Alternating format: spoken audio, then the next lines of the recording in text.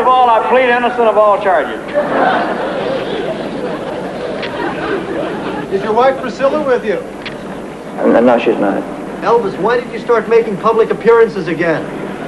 I just missed it. There's a locked trunk sitting in the attic of Graceland that nobody was supposed to open.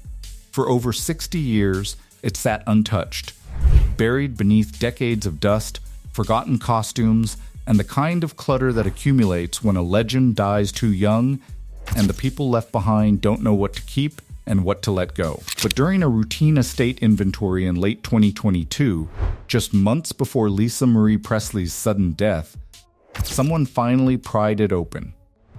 And what they found inside wasn't memorabilia or stage props or forgotten gold records. It was something far more valuable and far more devastating. It was a collection of handwritten letters from Gladys Presley to her son Elvis, written during the years when his fame exploded and her health collapsed.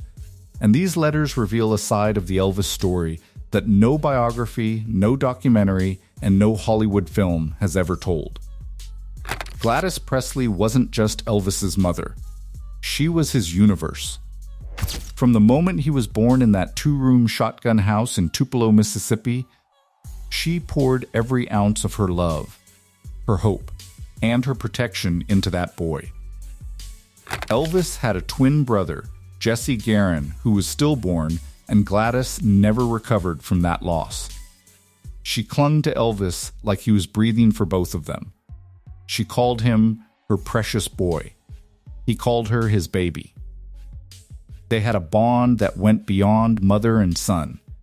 It was obsessive, codependent, and so intense that even as an adult, Elvis would climb into bed with her when he was scared or lonely. He didn't just love his mama, he worshipped her. And she knew him better than anyone ever would.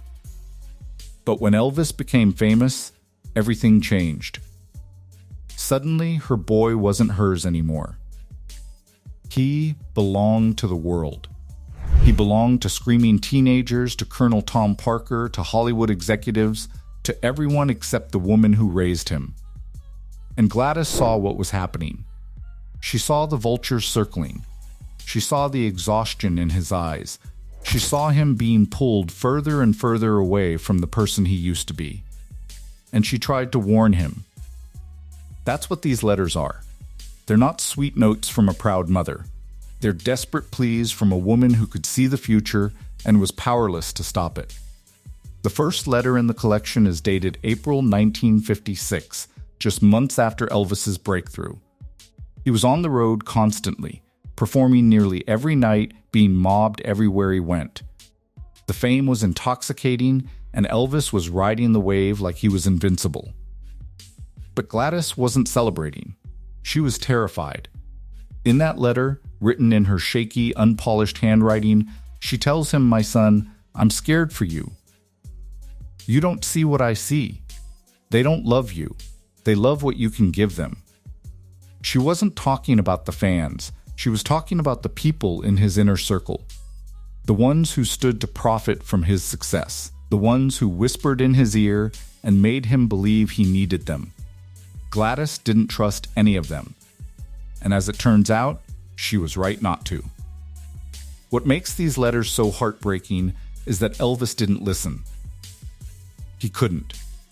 He was too young, too ambitious, too caught up in the whirlwind to realize that his mother wasn't being overprotective or paranoid.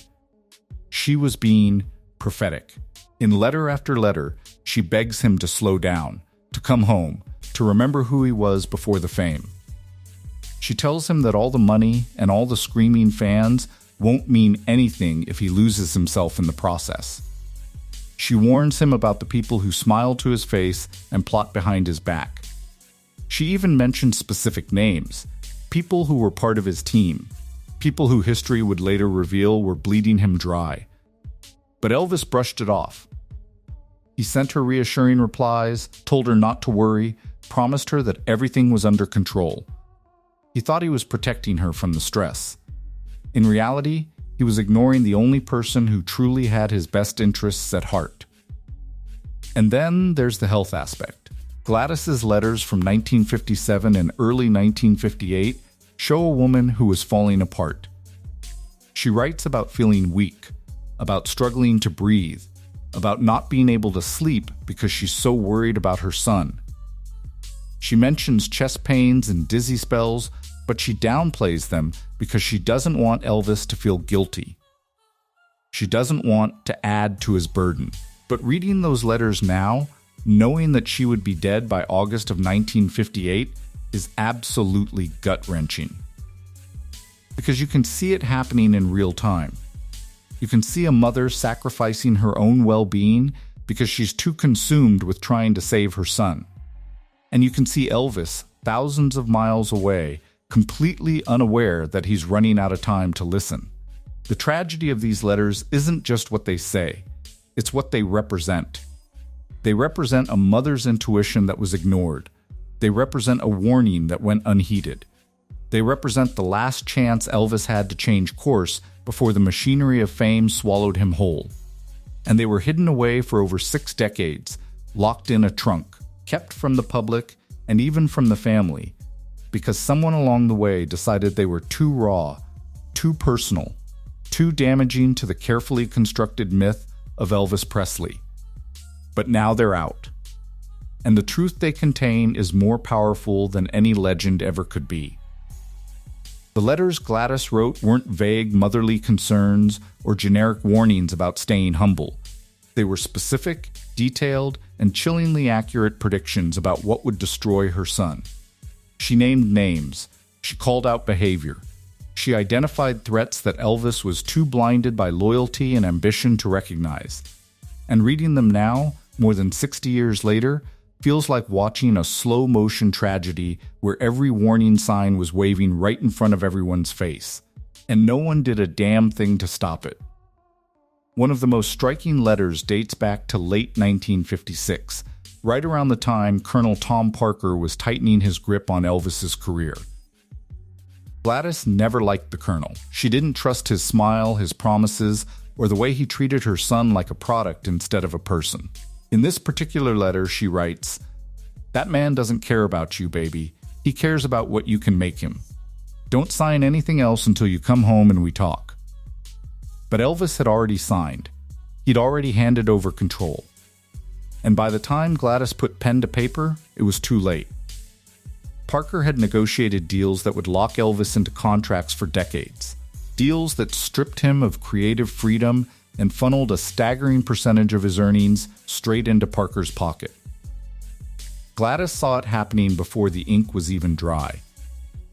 But Elvis thought she just didn't understand the business. He thought she was being old-fashioned and overly cautious. He had no idea she was reading the situation more clearly than anyone in that room full of sharks. More than 90% of the people watching this video right now still aren't subscribed, and that means most people are missing out on exclusive, untold stories about Elvis Presley you won't find anywhere else. If you don't want to miss the next revelation, now's the time. Subscribe, hit the bell, and share this video with one friend. Now let's continue. And it wasn't just Parker. Gladys also warned Elvis about the people he surrounded himself with. The so-called Memphis Mafia, the entourage of childhood friends and hangers on who followed him everywhere. She loved that her son was loyal. She loved that he took care of the people from his past. But she also saw how some of them were using him. In a letter from early 1957, she tells him, "You're too good, Elvis. You think everyone loves you the way I do. But they don't. Some of them just love what you give them." She was talking about the guys who lived rent-free at Graceland, who drove the cars he bought them, who partied on his dime and never questioned a single decision he made because it wasn't in their interest to rock the boat.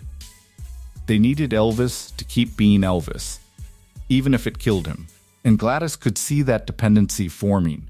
She could see her son becoming isolated inside a bubble of yes men who would never tell him the truth. But the most devastating letters are the ones where Gladys talks about her own failing health and what it means for Elvis's future. By 1958, she was deteriorating fast. Her liver was shot from years of undiagnosed hepatitis. compounded by alcoholism that she developed as a way to cope with the anxiety of watching her son's life spiral out of her control. She knew she didn't have much time left, and in those final letters, the tone shifts from warning to pleading. She writes, "Elvis, baby, please don't let them take you from me.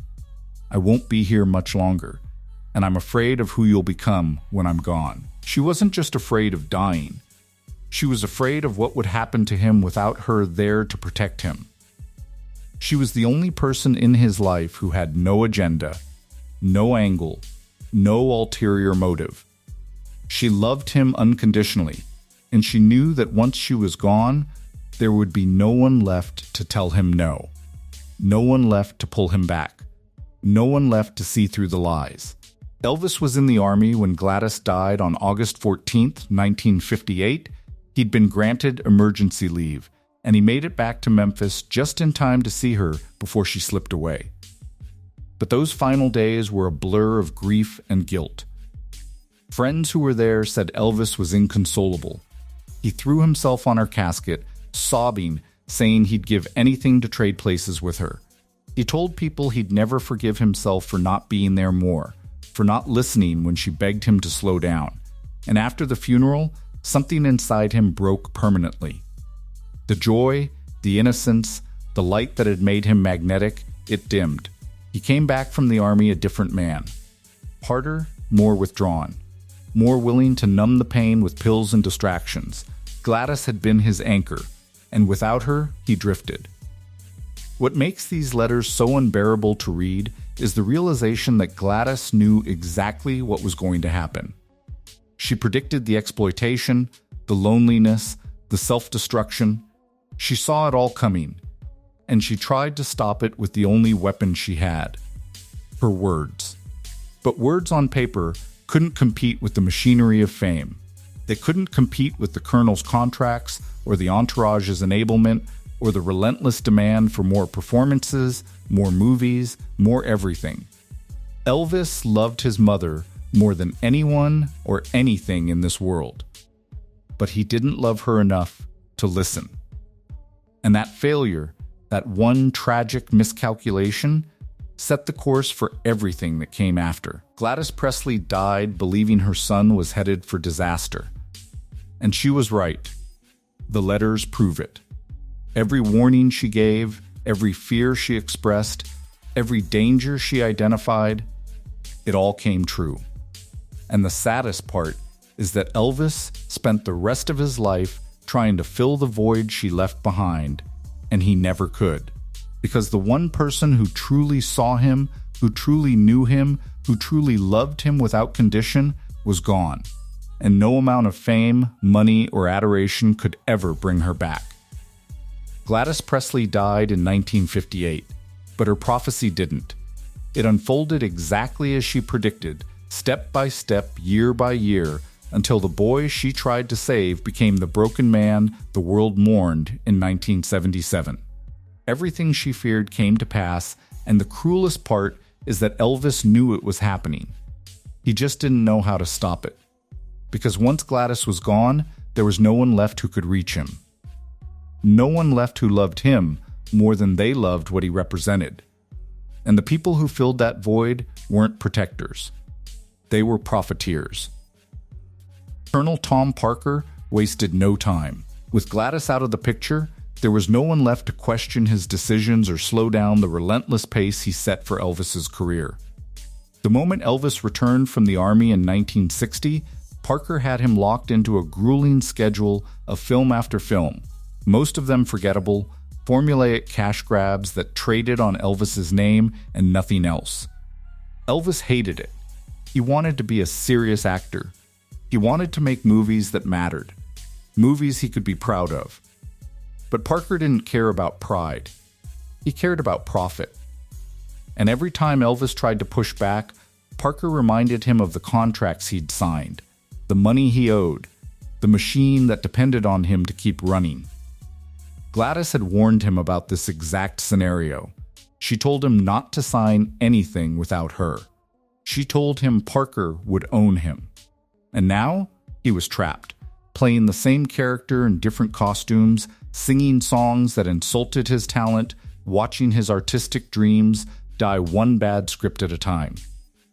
Then there was the loneliness. Gladys had predicted that too. She knew that fame would isolate her son, that he'd be surrounded by people but utterly alone. And she was right. Graceland became a gilded cage. Elvis filled it with friends, with cars, with animals, with anything that could distract him from the emptiness. The Memphis Mafia was always around, always laughing, always ready to party. But none of them challenged him. None of them told him the truth. They were dependent on him for their livelihoods, for their identities, for their proximity to greatness. So when Elvis started taking pills to sleep, pills to wake up, pills to perform, pills to numb the grief that never went away, they didn't stop him. They enabled him. They got the pills for him. They normalized it. Because a medicated Elvis was still a functioning Elvis, and a functioning Elvis kept the gravy train running. And the women. Gladys had been wary of the women in Elvis's life, particularly Priscilla. She'd met Priscilla only briefly before she died, but even in that short time, she sensed something off. Priscilla was young, moldable, and seemed more interested in the idea of Elvis than the reality of him. Gladys never got to see how that relationship would play out. But if she had, it would have confirmed every instinct she had.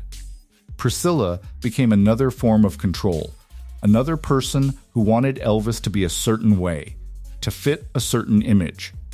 She didn't know the boy from Tupelo. She only knew the king. And when Elvis couldn't live up to that impossible standard, when the cracks started to show, she left. Just like Gladys feared. Just like she warned him would happen. But the worst part, the part that would have destroyed Gladys if she'd lived to see it, was watching Elvis lose himself completely. By the late 1960s, he was a shell of the man he used to be. The comeback special in 1968 gave the world a glimpse of the fire that was still inside him, but behind the scenes, he was falling apart. The pills were no longer occasional. They were constant. His weight fluctuated wildly. His mood swung from manic highs to crushing lows. He became paranoid, isolated, and increasingly disconnected from reality. And the people around him just kept feeding the machine, booking more shows, scheduling more tours, squeezing every last drop of profit out of a man who was barely holding on.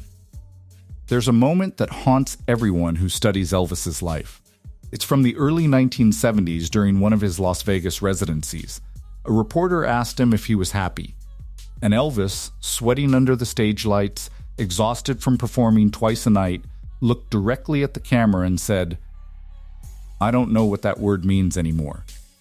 That's what Gladys had been afraid of, that her son would achieve everything the world told him to want and still end up empty. That he'd be surrounded by people and die alone. That the fame she watched consume him would leave nothing but a name and a memory. And then there's Lisa Marie.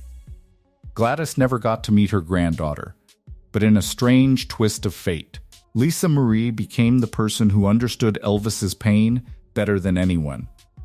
She grew up in the shadow of his ghost, raised in the same Graceland that had imprisoned him, surrounded by the same people who had failed him. And according to sources close to the family, Lisa Marie found some of Gladys's letters years before she died. She read her grandmother's warnings.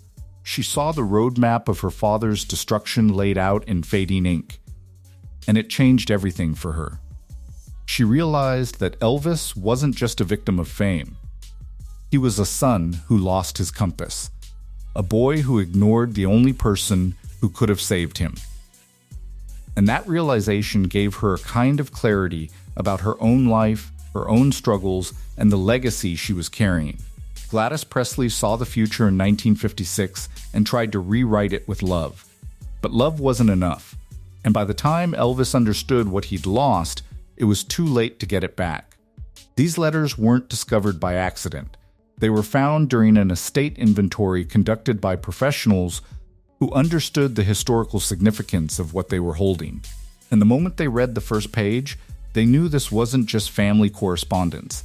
This was a historical document that could fundamentally shift how the world understands Elvis Presley. Because for decades, the narrative has been controlled by a very specific group of people. By Priscilla, by the Colonel's estate, by Hollywood, by everyone except the people who actually knew him. But Gladys's letters cut through all of that. They're the voice of someone who had nothing to gain by lying, nothing to protect except her son's soul. And that authenticity is dangerous to the people who've built empires on a carefully curated version of Elvis's life. What makes these letters matter now, in 2024, is that they offer a mirror for our entire culture.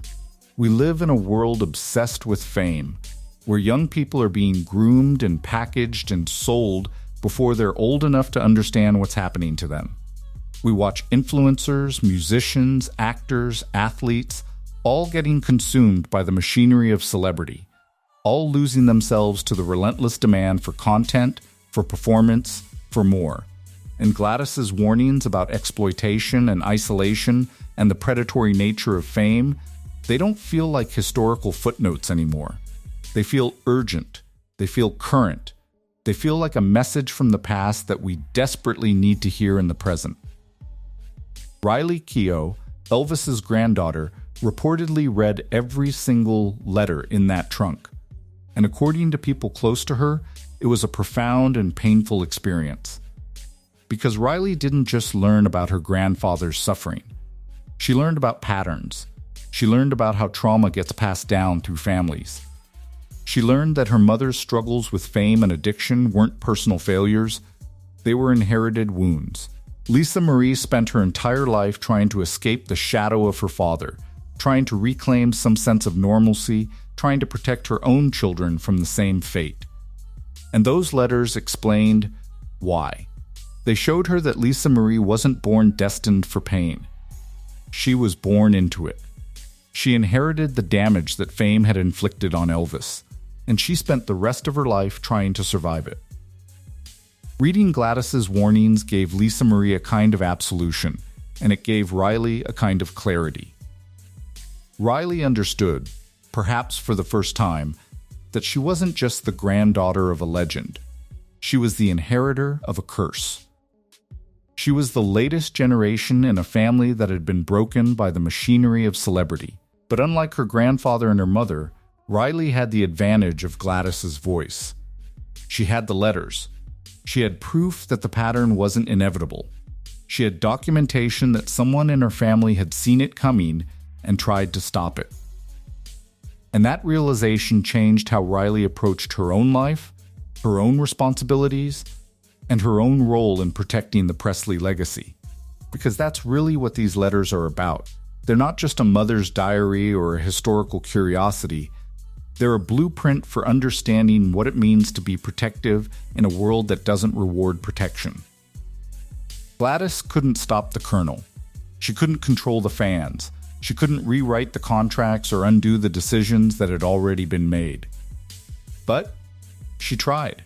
With every letter, with every warning, with every desperate plea, she tried. And that effort matters. That love matters. The fact that she saw the danger and named it, even knowing that her son wouldn't listen, even knowing she wouldn't be there to see it through, that matters profoundly. What's happening now with Riley is a kind of continuation of what Gladys started. Riley is trying to protect her grandfather's legacy in ways that would have made Gladys proud. She's trying to keep the family together in the aftermath of her mother's death. She's trying to honor the wishes of people who can no longer speak for themselves. She's trying to make sure that the truth about Elvis, the real truth, the one Gladys knew and documented, doesn't get buried under layers of mythology and commercialization. And in doing that, Riley is breaking the cycle that destroyed her grandfather and nearly destroyed her mother. She's listening to the warnings. She's learning from the past.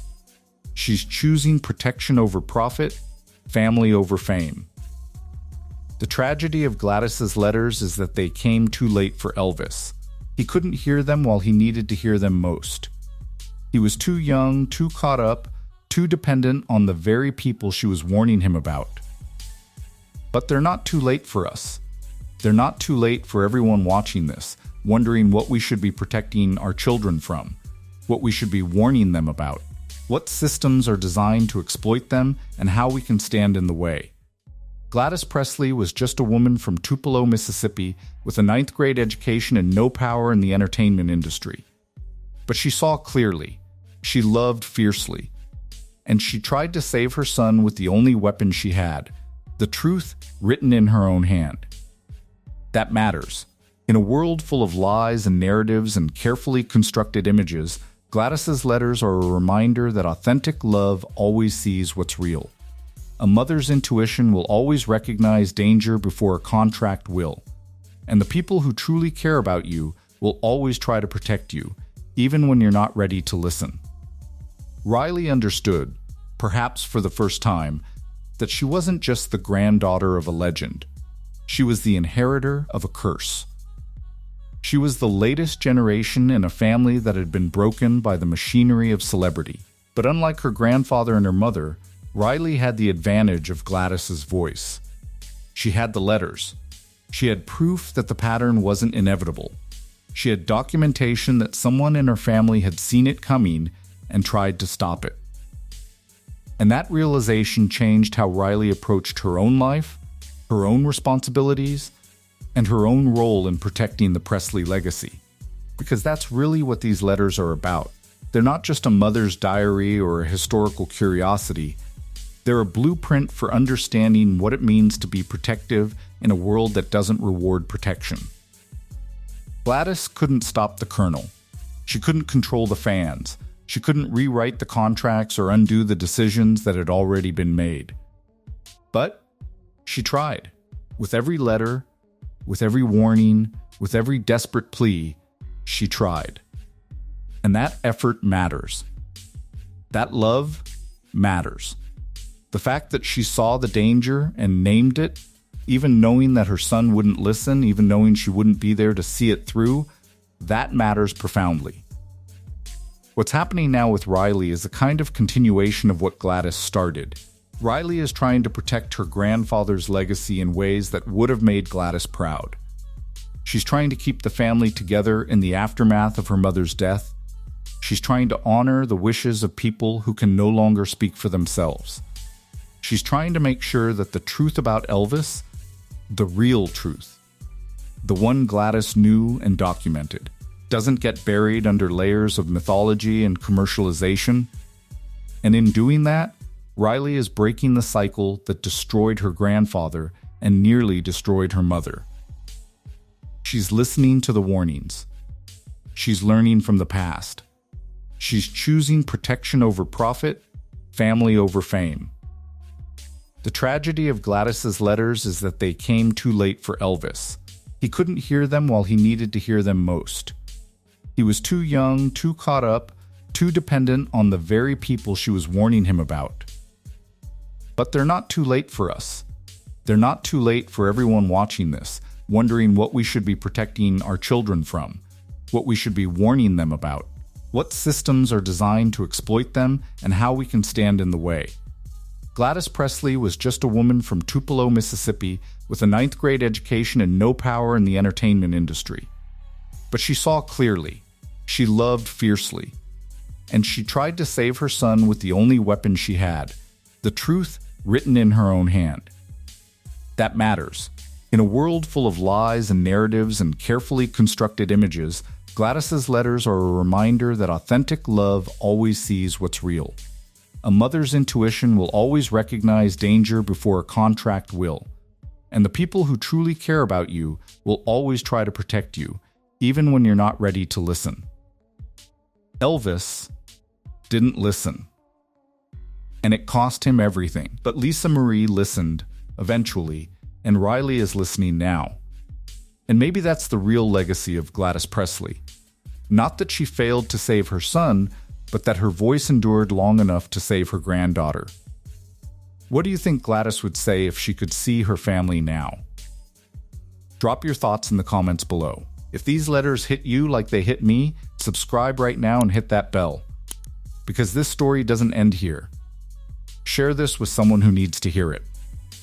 Thank you. Elvis was very shy when I first met him. When I first met him, was it Sun Studio? Where was it? Sun Studio in Memphis there. Dewey Phillips was the disc jockey, and his brother Sam Phillips was on the station. So I used to go out to the studio. And in 1969, B.B. King sat down for an interview that most people have never seen. And in that interview, he said something about Elvis Presley that should have changed the entire conversation around rock and roll, around race, around who gets to be called a legend, and who gets left in the footnotes of history. But it didn't, because the world wasn't ready to hear it. And for decades, that statement sat in archives and old recordings, largely ignored, occasionally referenced, but never truly reckoned with. Until now. Because something is happening.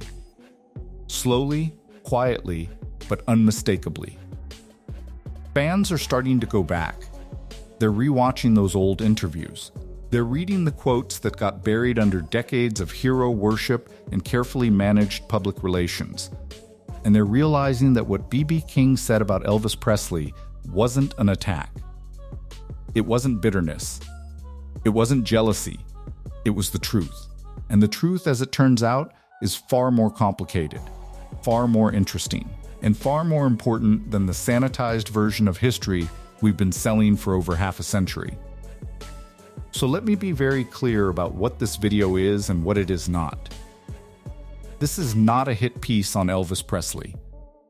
This is not some modern attempt to tear down an icon because it's trendy or because we've decided that everyone from the past needs to be canceled. That's not what we're doing here. What we're doing is something far more necessary. We're telling the whole story. The one that includes the black musicians who created the sound that made Elvis Presley the biggest star on the planet. The one that includes the segregated radio stations and the record labels that wouldn't touch a black artist no matter how talented they were. The one that includes the impossible position Elvis found himself in, loving a kind of music that the system he benefited from had stolen, repackaged, and sold back to white America as something brand new. And here's the thing. You can love Elvis and still tell that story. You can honor what he did, the way he moved, the way he sang, the way he broke through barriers that no one had broken before, and still acknowledge that he walked through doors that had been opened by people who never got to walk through them themselves. That's not contradiction. That's history. That's complexity. That's the difference between mythology and truth. But for a long time, we didn't want complexity. We wanted the myth. We wanted the poor kid from Tupelo who rose from nothing and changed the world with his voice and his hips and his raw, untamed talent. And that story is true. But it's not the whole truth. Because the music that Elvis sang, the music that made him a legend, didn't come from nowhere. It came from somewhere very specific. It came from Beale Street in Memphis. It came from black churches and juke joints and the cotton fields of the Mississippi Delta. It came from men and women who had been playing that music, living that music, creating that music for decades, before a white kid from Tupelo ever stepped in front of a microphone. And one of those men was B.B. King. And B.B. King knew Elvis. He watched him rise. He saw what happened. And when he was asked about it, he didn't lie. He didn't sugarcoat it. He didn't pretend that everything was fair or that talent alone determined who got famous and who didn't. He told the truth. And the truth was this. Elvis didn't invent rock and roll. He didn't even claim to. But the world gave him credit for it anyway. Because he was white. Because the system was built that way. Because America in the 1950s wasn't ready to let a black man be the face of the music that was reshaping the entire culture. Now, if you're sitting there thinking you already know this, that you've heard this argument before, that this is just another tired conversation about cultural appropriation, I need you to stay with me. Because what B.B. King said goes deeper than that. It's not just about who sang what song first. It's not just about chart positions and record sales and who got rich and who didn't. It's about the relationship between two men who respected each other, who understood each other, and who were caught on opposite sides of a system that neither of them built, but both of them had to navigate. It's about the difference between theft and influence. It's about the space between admiration and exploitation. And it's about why, more than 70 years later, we're still arguing about it. Because here's what's changing. For decades, if you criticized Elvis, you were dismissed. You were told you didn't understand music. You were told you were being divisive. You were told that Elvis loved black music, that he gave credit where it was due, that he never pretended to be anything other than a student of the greats who came before him. And all of that is true. But it's also true that he became a billionaire icon while the people he learned from died broke. It's also true that white America embraced him in ways they never would have embraced Little Richard or Chuck Berry or Big Mama Thornton, no matter how talented they were.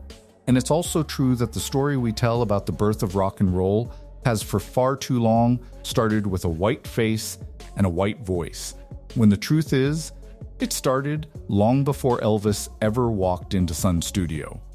And B.B. King knew that. He lived it. And what he said about Elvis, when you really listen to it, when you sit with it, when you let it challenge the version of history you've been taught, changes everything. Everything you thought you knew about the king. Elvis Presley was born in 1935 in Tupelo, Mississippi, in a two-room house that his father built with borrowed money. The family was poor. Not struggling poor. Desperately poor. The kind of poor where you wear the same clothes until they fall apart and you eat whatever someone will give you, and you grow up understanding that the world is not designed to make space for people like you. And that poverty, that outsider status, that feeling of being on the margins, it shaped everything about who Elvis became. Because when you grow up that poor, that invisible, you learn to watch. You learn to listen. You learn to absorb everything around you because survival depends on paying attention. And what Elvis paid attention to from the time he was old enough to understand what music was black music. Gospel music pouring out of the churches in the black neighborhoods where white kids weren't supposed to go, but where Elvis went anyway. Blues music drifting out of the juke joints on the wrong side of the tracks where a white teenager had no business being, but where Elvis stood outside and listened because he couldn't help himself. Rhythm and blues and the raw, unfiltered sound of people who had turned suffering into something so powerful, so alive, that it didn't just move your body, it moved something deeper. And Elvis didn't just like that music. He didn't just appreciate it from a distance. He wanted to be inside of it. He wanted to sing it, feel it, live it. By the time he was a teenager, the Presley family had moved to Memphis, and Memphis in the late 1940s and early 1950s was the epicenter of something extraordinary. Beale Street was where black musicians gathered, where the sound was being born, where artists like B.B. King, Rufus Thomas, Howlin' Wolf, and dozens of others were creating a kind of music that had never existed before. It wasn't quite blues. It wasn't quite gospel. It wasn't quite country. It was all of it and none of it, and something entirely new. And Elvis, this skinny white kid with the greasy hair and the secondhand clothes, was there. Not performing, not on stage, just watching. Listening, absorbing every note, every rhythm, every inflection, every move. More than 90% of the people watching this video right now still aren't subscribed, and that means most people are missing out on exclusive, untold stories about Elvis Presley you won't find anywhere else. If you don't want to miss the next revelation, now's the time. Subscribe, hit the bell, and share this video with one friend. Now let's continue. He wasn't stealing, not consciously. He was learning. He was a student, and the men he was learning from, they saw him. Some of them even liked him. Because Elvis didn't pretend. He didn't walk into those spaces acting like he belonged or like he was doing anyone a favor by showing up. He came as someone who loved the music so much that he couldn't stay away. And that respect, that genuine love, it mattered. It's why B.B. King would later talk about Elvis not with anger, but with something closer to sadness. Because B.B. knew that Elvis wasn't the problem. The system was. And the system was this. In the 1950s, radio stations were segregated. There were white stations that played white music, and there were black stations that played what they called race records. And no matter how good the music was, no matter how talented the artist, if you were black, you could not get your music played on a white station. You could not get your face on the cover of a mainstream magazine. You could not perform in the venues that paid real money. The color of your skin determined the ceiling of your career, and that ceiling was low, and it was fixed, and there was no breaking through it. Not for Arthur Crudup, who wrote and recorded That's All Right, the song that became Elvis's first single. Not for Big Mama Thornton, who recorded Hound Dog 3 years before Elvis ever touched it and made it a hit that white America had never heard of. Not for any of the dozens of black artists who created the blueprint that Elvis followed. But Elvis could break through. Because Elvis was white. And when Sam Phillips, the owner of Sun Records, famously said he was looking for a white man who could sing like a black man, he wasn't being poetic. He was being strategic. He understood the market. He understood that white audiences would never fully embrace a black artist, no matter how revolutionary the music was. But a white kid singing that same music, that could work. That could sell. That could change everything. And it did. When Elvis walked into Sun Studio in 1954 and recorded That's All Right, the song that Arthur Crudup had written and performed years earlier, something shifted. The sound was raw and urgent, and unlike anything white radio had ever played before. And it spread. Fast, because suddenly white teenagers had permission to love the music they'd been hearing in whispers and back rooms and late-night radio shows they weren't supposed to be listening to. Suddenly, it was safe. Because the face singing it looked like them. Elvis became a sensation. Not because he invented anything. He didn't. Not because he was more talented than the men who taught him. He wasn't. But because he was white, and the system had been waiting for someone like him. Someone who could take the sound that Black America had created and make it palatable, marketable, safe for white consumption. And the tragedy, the deep, aching tragedy of it, is that Elvis loved that music. He revered the people he learned from. He said so over and over again, in private and in public. He gave credit. He named names. He told anyone who would listen that he was standing on the shoulders of giants. But the industry didn't care. The media didn't care. White America didn't care. They wanted a king, and they chose him.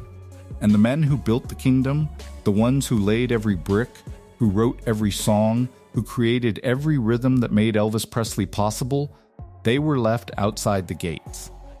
Watching, waiting, wondering if anyone would ever remember their names. So what did B.B. King actually say? Because that's the question, isn't it?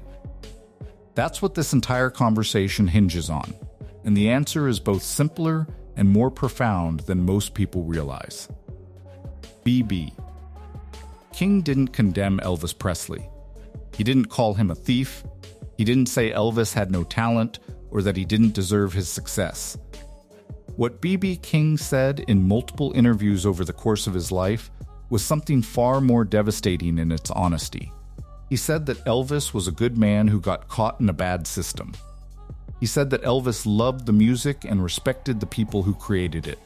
And he said that none of that mattered, because the world was never going to let a black man be Elvis Presley. Let that sit for a moment. Because B.B. King, a man who had every reason to be bitter, who had watched his peers get erased and ignored and buried, while a white kid became the biggest star on the planet, chose grace. He chose nuance. He chose to see Elvis as a human being trapped in the same machine that had crushed so many others, just on the other side of the equation. And that grace, that refusal to reduce a complicated situation to a simple villain and victim narrative, is exactly why what B.B. King said matters more now than it did when he first said it. In one interview, B.B. talked about meeting Elvis in the early days, back when they were both just trying to make it in Memphis. He talked about how Elvis would come to the shows on Beale Street, how he'd watch and listen and never act like he was anything other than a student. B.B. remembered him as polite, humble, genuinely in awe of the music and the people making it. And later, when Elvis became famous, when he was selling out arenas and appearing on national television and becoming a name that everyone in the world knew, he didn't forget where he came from. He didn't pretend he invented the sound. He talked about Arthur Crudup and Big Boy Crudup and the gospel singers and the blues musicians who shaped him. He gave credit, at least in the ways he knew how. But here's the part that B.B. King understood, and that so many people missed. Giving credit in an interview doesn't change the structure. It doesn't redistribute the wealth. It doesn't put a black artist's face on the cover of a magazine or get their song played on white radio or give them access to the same venues, the same opportunities, the same financial security that Elvis had. Elvis could say all the right things, and he often did. But the industry wasn't built to reward honesty. It was built to reward marketability. And in 1950s America, a black face wasn't marketable to white audiences. It didn't matter how talented you were. It didn't matter how original your sound was. The door was closed, locked, and Elvis, whether he wanted to be or not, was handed the key. B. King also talked about performing with Elvis later in their careers, about sharing stages and backstage conversations and a mutual respect that ran deeper than the public ever saw. He said that Elvis treated him with dignity, that there was never a sense of superiority or condescension, that Elvis understood on some level the impossible position he was in. And B.B. appreciated that. But appreciation doesn't pay the bills. Respect doesn't build generational wealth. And while Elvis became one of the most financially successful entertainers in history, many of the men who taught him, who created the foundation he built his career on, died without royalties, without recognition, without the kind of security that their contributions should have earned them. And that's where the heartbreak lives. Not in Elvis being a bad person, because he wasn't. Not in Elvis being untalented, because that's absurd. The heartbreak lives in the fact that talent and respect and love for the music weren't enough to override a system designed to keep power, wealth, and visibility in white hands. B.B. King knew that. He lived it every single day of his life. And when he talked about Elvis, he wasn't angry. He was telling the truth about how the world worked. And the truth was that the world loved black music as long as it didn't have to love black people. Other artists weren't as gracious. Little Richard said it plainly. He said they took his sound, his style, his energy, and gave it to someone else. Big Mama Thornton, who recorded Hound Dog years before Elvis, watched him turn it into a #1 hit while she remained unknown to mainstream audiences.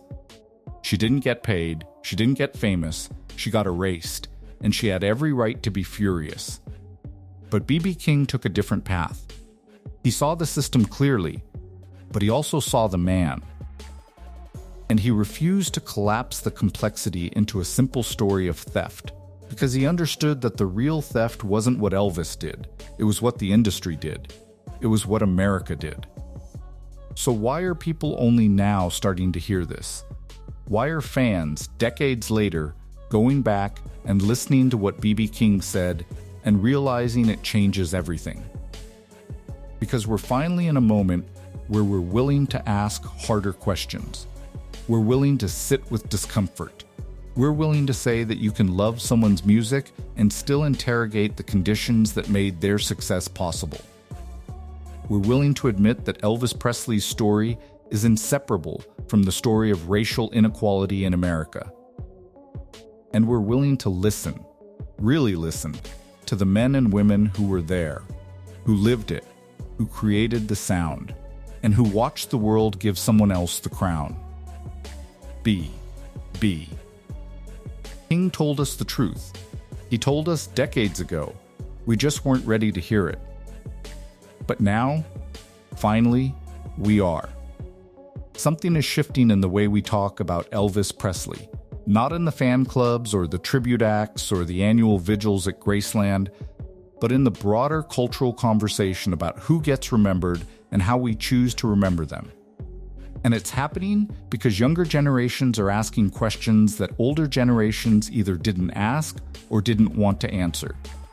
Questions like, why does the story of rock and roll always start with a white face? Why were the black pioneers left out of the textbooks, the documentaries, the Hall of Fame conversations for so long? And why are we only now, 70 years later, starting to correct the record? Part of that shift came in 2022 with the release of Baz Luhrmann's film, simply titled Elvis. And say what you will about the movie's style, its historical liberties, its over-the-top aesthetic, but it did something that most mainstream Elvis narratives have refused to do. It acknowledged the black artists. It showed Beale Street. It showed Sister Rosetta Tharpe and Big Mama Thornton and Arthur Crudup. It didn't shy away from the fact that Elvis learned from them, borrowed from them, built his entire sound on the foundation they created. And for millions of people who walked into that theater thinking they were going to see a straightforward biopic about the king of rock and roll, they walked out with questions. And that's exactly what needed to happen. Because the mythology around Elvis has always been airtight. It's been protected, polished, and carefully managed by an estate, a fan base, and an industry that had every financial and cultural incentive to keep the story simple. Poor boy makes good. Talent rises to the top. The American dream in action. And again, that story is true. But it's incomplete. And incompleteness, when it comes to history, isn't neutral. It's a choice. It's a decision about whose contributions get highlighted and whose get buried. And for decades, the decision was made to center Elvis and sideline the people who made him possible. But the internet changed that. Social media changed that. Access to archives and interviews and recordings that were once locked away in libraries or only available to academics, those are now available to anyone with a phone. And so people started digging. They started watching old footage of B. King talking about Elvis. They started reading interviews with Little Richard and Chuck Berry and Etta James. They started listening to the original versions of songs that Elvis made famous and realizing, sometimes for the first time, that those songs existed before he ever sang them. And once you see it, you can't unsee it. Once you hear the full story, the incomplete version stops being enough. That doesn't mean we have to stop loving Elvis. It doesn't mean his music loses its power or that his influence on culture disappears. It means we love him with context. We appreciate him with honesty. We stop pretending that talent alone explains his success and start acknowledging the role that race, timing, and systemic inequality played in building his legend. And that's not an attack. That's maturity. That's what it looks like to grow up as a culture and stop needing our heroes to be perfect in order to be meaningful. Elvis himself seemed to understand this, at least on some level. He never claimed to have invented rock and roll. He pointed to the people who came before him. He expressed admiration, even reverence, for the black musicians who shaped him. And in private moments, people who knew him said he carried a kind of guilt about it, a quiet awareness that the world had given him things it would never give to the people he respected most. But awareness doesn't dismantle a system. And one man's humility doesn't undo decades of structural racism in the music industry. Elvis could be a good person and still benefit from a bad system. Both of those things can be true at the same time. And maybe that's the real lesson here. Maybe what B.B. King was trying to tell us all along is that this was never about Elvis the man. It was about the machine, the industry that decided which faces would sell and which wouldn't. The radio stations that refused to play black artists. The record labels that paid black musicians a fraction of what they paid white ones. The audience that was willing to love the music, but not the people who created it. Elvis didn't build that machine. But he rode it all the way to the top. And the people who built the sound, the ones who should have been riding alongside him, were left behind. So what does it mean to honor Elvis today? It means telling the whole story. It means naming Arthur Crudup and Big Mama Thornton and Sister Rosetta Tharpe and B.B. King and all the others who deserve to be in the same sentence as Elvis Presley when we talk about the birth of rock and roll. It means teaching the next generation that music doesn't come from nowhere, that culture is built on contributions from people who often don't get credit, and that if we want to call ourselves fans, we have a responsibility to know the history, not just the highlights. It also means sitting with the uncomfortable truth that some of our favorite stories are more complicated than we were told, that the heroes we grew up with were human, flawed, complicit in systems they didn't create but benefited from anyway. And that's okay.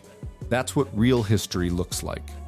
Messy, complicated, full of people trying to survive, trying to make art, trying to navigate a world that was never designed to be fair. B. King said it best, in his own way, across dozens of interviews and quiet conversations that most people never paid attention to. He said Elvis didn't steal the music. The world stole the credit. And maybe, just maybe, it's time we gave it back. If this made you rethink everything you thought you knew about the King, don't keep it to yourself. Share this video. Tag someone who needs to hear it. But awareness doesn't dismantle a system, and one man's humility doesn't undo decades of structural racism in the music industry. Elvis could be a good person and still benefit from a bad system. Both of those things can be true at the same time. And maybe that's the real lesson here. Maybe what B.B. King was trying to tell us all along is that this was never about Elvis the man. It was about the machine, the industry that decided which faces would sell and which wouldn't.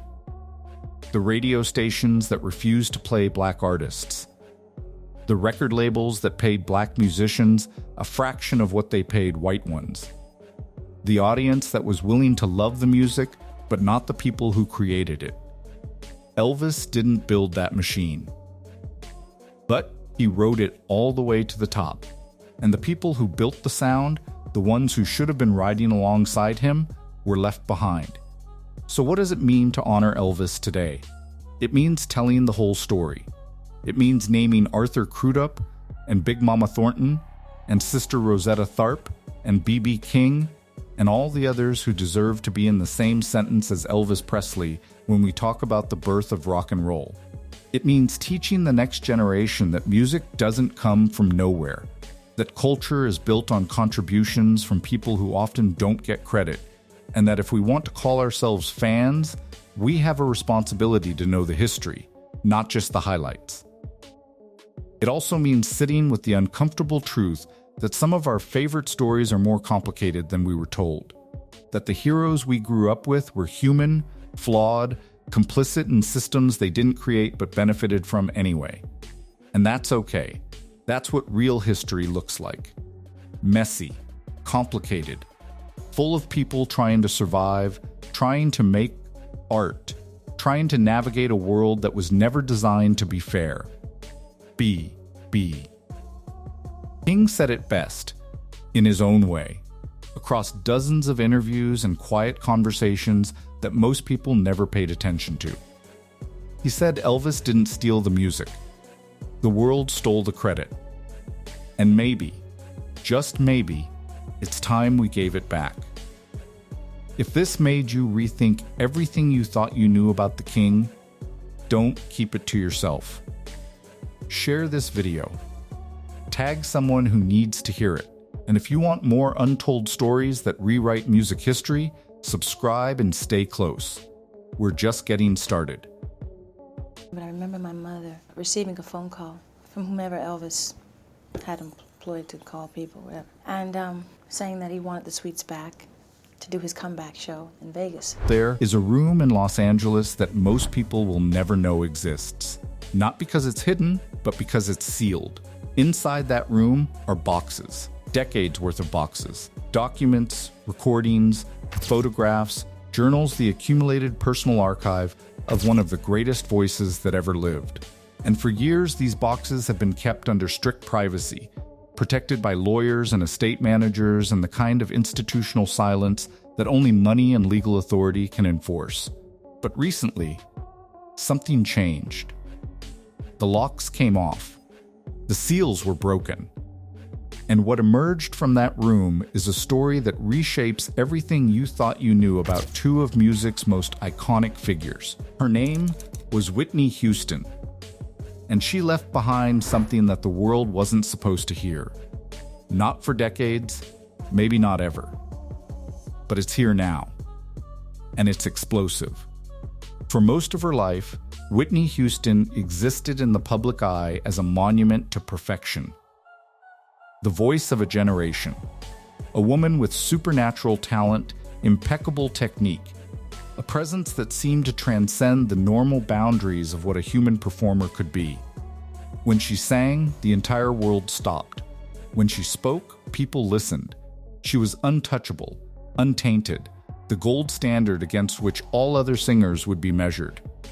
But behind closed doors, in the privacy of her own thoughts, Whitney was studying someone else, obsessively, carefully, taking notes, forming opinions, building a theory about fame, about legacy, about what it actually costs to be the greatest at what you do. That person was Elvis Presley.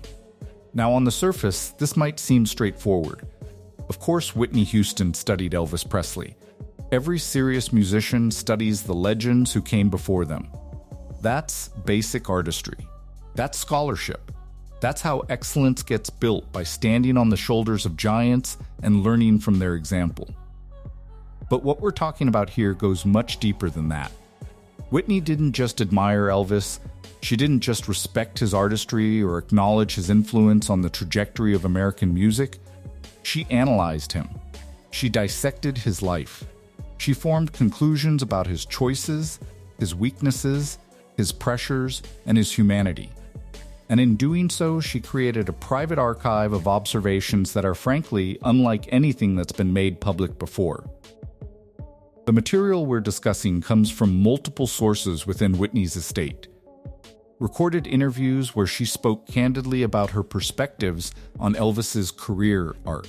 Journal entries dating back to the 1980s where she documented her thoughts about his performances, his personal struggles, and the mechanics of how fame had shaped him. Conversations with close friends and collaborators where she theorized about what she believed had actually killed him, and I don't mean the official cause of death. I mean the deeper, more complicated truth about what happens when someone becomes larger than life and can't find a way to become small again. These materials paint a picture of Whitney as something she's rarely been portrayed as: a student of tragedy. A woman who watched what happened to Elvis with full awareness of what it meant, and who spent her entire career trying to understand the lessons embedded in his decline. Here's what makes this revelation so significant. Whitney Houston died in 2012. At that time, the full scope of what she had documented, the journals, the recordings, the private thoughts they went into storage, they were sealed. They were protected. And for more than a decade, they remained there. Inaccessible, unknown, her family knew. Her closest collaborators knew. But the public didn't. And now, for the first time, we're getting access to these materials. Not all of them estate privacy protocols are still in place. But enough. Enough to understand what Whitney actually thought about Elvis. Enough to see the connection she was making. Enough to recognize that she was working through something deeply personal when she thought about him. The question becomes, why did Whitney feel compelled to do this analysis at all? Why did Elvis matter to her so much that she documented her thoughts about him across decades? The answer is in the mirror he represented. Whitney Houston understood, perhaps more clearly than any performer of her generation, that she was on a path that had been walked before, that she was ascending into a stratosphere of fame where the normal rules of celebrity didn't apply, where the mythology could become more real than the person, where the pressure to be perfect, to be untouchable, to be eternally gracious and supremely talented could slowly crush the human being underneath. And she watched Elvis Presley as a case study in what that pressure could do. This isn't speculation. This is documented. This is in her own words, preserved in materials that her estate is now releasing to the public. What Whitney Houston said about Elvis Presley in private will completely change how you see both of them. Not in a way that diminishes either of them, but in a way that deepens your understanding of what it actually means to be a legend, what it costs, what it takes, and what happens when even the most talented, most disciplined, most aware people among us can't quite escape the gravitational pull of their own myth. So let's go back. Let's go back to the moment when Whitney first started paying attention to Elvis in a way that went beyond casual admiration. Let's understand what she saw. And let's finally hear the truth about what she thought. It was 1989. Whitney Houston was 25 years old, and she had already accomplished more in a single decade than most artists accomplish in a lifetime. 2 Grammy Awards, an album that had sold millions of copies, a voice that had been broadcast into nearly every home in America. She was, by any reasonable measure, one of the most successful recording artists on the planet, and she was just getting started. But on January 29th of that year, something happened that would crystallize her thinking about Elvis in a way that nothing else had before. She sang the national anthem at Super Bowl XC. Now, most people remember that performance for one reason: it was extraordinary. The vocal control, the power, the emotional command of a song that most singers treat as a technical obstacle to get through before the game starts. Whitney didn't get through it. She transcended it. She made the entire stadium, the entire television audience watching from home, understand what it meant to have your country's anthem sung by someone with the kind of instrument she possessed. It was a moment that entered the cultural consciousness instantly. People who weren't even interested in football remembered where they were when they heard it. More than 90% of the people watching this video right now still aren't subscribed, and that means most people are missing out on exclusive, untold stories about Elvis Presley you won't find anywhere else. If you don't want to miss the next revelation, now's the time. Subscribe, hit the bell, and share this video with one friend. Now let's continue. But here's what the public didn't see. What happened in the hours after that performance, when Whitney was alone with her thoughts, processing what she had just done and what it meant. Because that moment, standing on the field at that stadium, in front of nearly 100 million people, carrying the weight of representing something sacred, it opened something in her. A recognition, a kind of understanding that went beyond intellectual knowing into something felt and embodied and terrifying. She had just experienced in compressed form the thing that had defined Elvis Presley's entire existence. The documentation from this period in her life shows Whitney beginning to study Elvis's career with new intensity. Not as a fan studying an idol, but as a scientist studying a phenomenon. She watched footage of his early performances. She listened to recordings. She read interviews and biographies, and she began to form a theory about what had actually happened to him.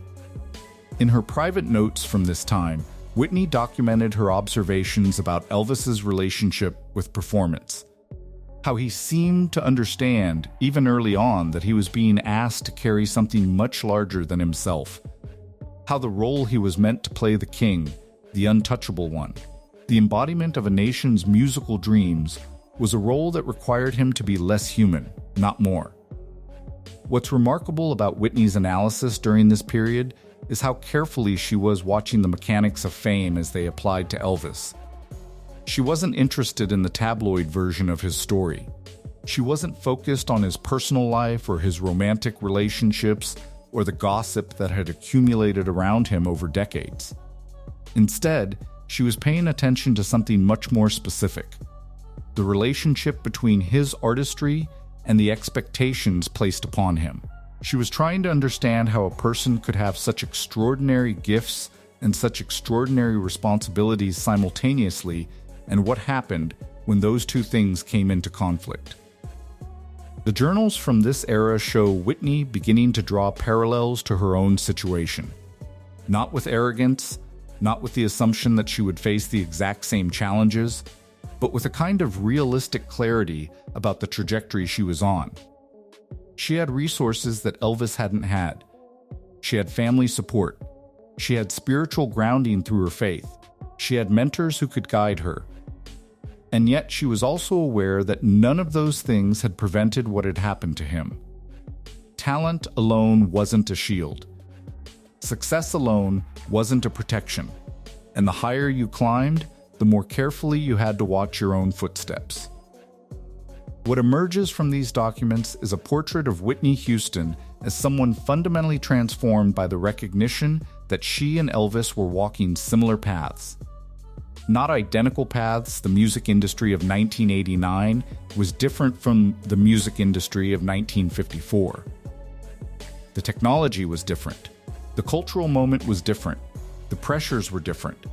But the fundamental architecture of the thing was the same. You become the voice of your generation. You represent something that transcends music. You are no longer allowed to simply be a person who sings. You become a symbol, an icon, a reflection of something larger than yourself. And once you become that, Whitney understood, you can never go back. The recordings that have been released from this period show Whitney articulating her thoughts with surprising clarity. She talks about watching Elvis's performances from the 1960s and 1970s and seeing a man who seemed to be disappearing inside his own legend. Not physically, though that happened too, but spiritually. Artistically, there's a recognition in her voice, a sadness, as she describes watching footage of Elvis in concert and seeing someone who seemed trapped. Someone performing not because the music moved him, but because the role required him to perform. Someone who had become a prisoner of his own mythology. What Whitney was beginning to understand, and what her private documentation makes clear, is that she was terrified of becoming that person. Not in an abstract way, in a very specific, very real way. She had just stood on the field at Super Bowl XCE and felt the weight of a nation's attention. She had sung a national anthem and understood in that moment what it meant to be asked to represent something sacred. And she recognized with absolute clarity that if she wasn't careful, if she didn't understand the lessons embedded in Elvis's story, she could find herself in that same prison. That recognition would haunt her for the rest of her life. In a recorded conversation from 1991, preserved in Whitney's personal archive, she sits down with a close friend and collaborator and speaks, for the first time on tape, about what she actually believed had killed Elvis Presley. Not the official medical explanation, not the surface-level narrative that the public had been fed, but her theory about what had actually taken his life. And what she says in that conversation is both devastating and prophetic in ways that most people won't understand until much later. She says this: Elvis didn't die from drugs or his weight or any of those things people talk about. He died because he forgot how to be a person. He became the king so completely that there was nothing left of just Elvis. And when you lose yourself like that, your body knows, your spirit knows, and it will find a way out. The specificity of that observation is striking. Whitney isn't theorizing about Elvis's medical history or his personal choices. She's making a diagnosis about something psychological, something spiritual, something that goes to the core of what happens when a human being is asked to transcend their humanity and become a symbol instead. In her private notes from around this same period, she expands on this theory. She documents her belief that Elvis had surrounded himself with people handlers, yes men, enablers who had a vested interest in keeping him as the king rather than allowing him to evolve as an artist or reclaim any part of his private self. What's crucial to understand is that Whitney wasn't being cruel or dismissive when she formed these opinions. The documentation shows something else entirely. It shows compassion. It shows a deep understanding of the impossible position Elvis had been placed in. She recognized that he hadn't chosen, at least not consciously, to become a prisoner of his own mythology. The system had done that to him. The industry had done that to him. The public's insatiable hunger for the king had done that to him. And once the machinery was in motion, once the expectations had solidified, there was no graceful way out. In another recorded segment from 1993, Whitney speaks about what she calls the loneliness of the pedestal. She's reflecting on Elvis's later years, on performances where he seemed to be going through the motions, on a man who had become so disconnected from the act of creation that performing had become something he endured rather than something he loved. She documents her observation that Elvis had essentially been erased by Elvis the icon. The person had been consumed by the legend. And she notes with striking clarity that she understood this because she could feel it happening to her. More than 90% of the people watching this video right now still aren't subscribed, and that means most people are missing out on exclusive, untold stories about Elvis Presley you won't find anywhere else. If you don't want to miss the next revelation, now's the time. Subscribe, hit the bell, and share this video with one friend. Now let's continue. What makes these revelations so significant is the specificity of Whitney's critique. She wasn't vaguely concerned about fame being corrupting. She was paying attention to the actual mechanisms of how that corruption happened. She documented her belief that Elvis's biggest mistake wasn't a moral failing or a character flaw. It was his inability to say no, his inability to set boundaries, his inability to remove himself from the machinery that was consuming him. And she recognized, with brutal honesty, that she was vulnerable to making the exact same mistake. In her journals from the mid-1990s, Whitney begins to document concrete decisions she's making specifically in response to what she learned from studying Elvis's life. She writes about setting limits on her touring schedule. She writes about the importance of protecting her marriage and her family relationships. She writes about creating spaces in her life where she could simply be Whitney, not the voice, not the legend, just a person.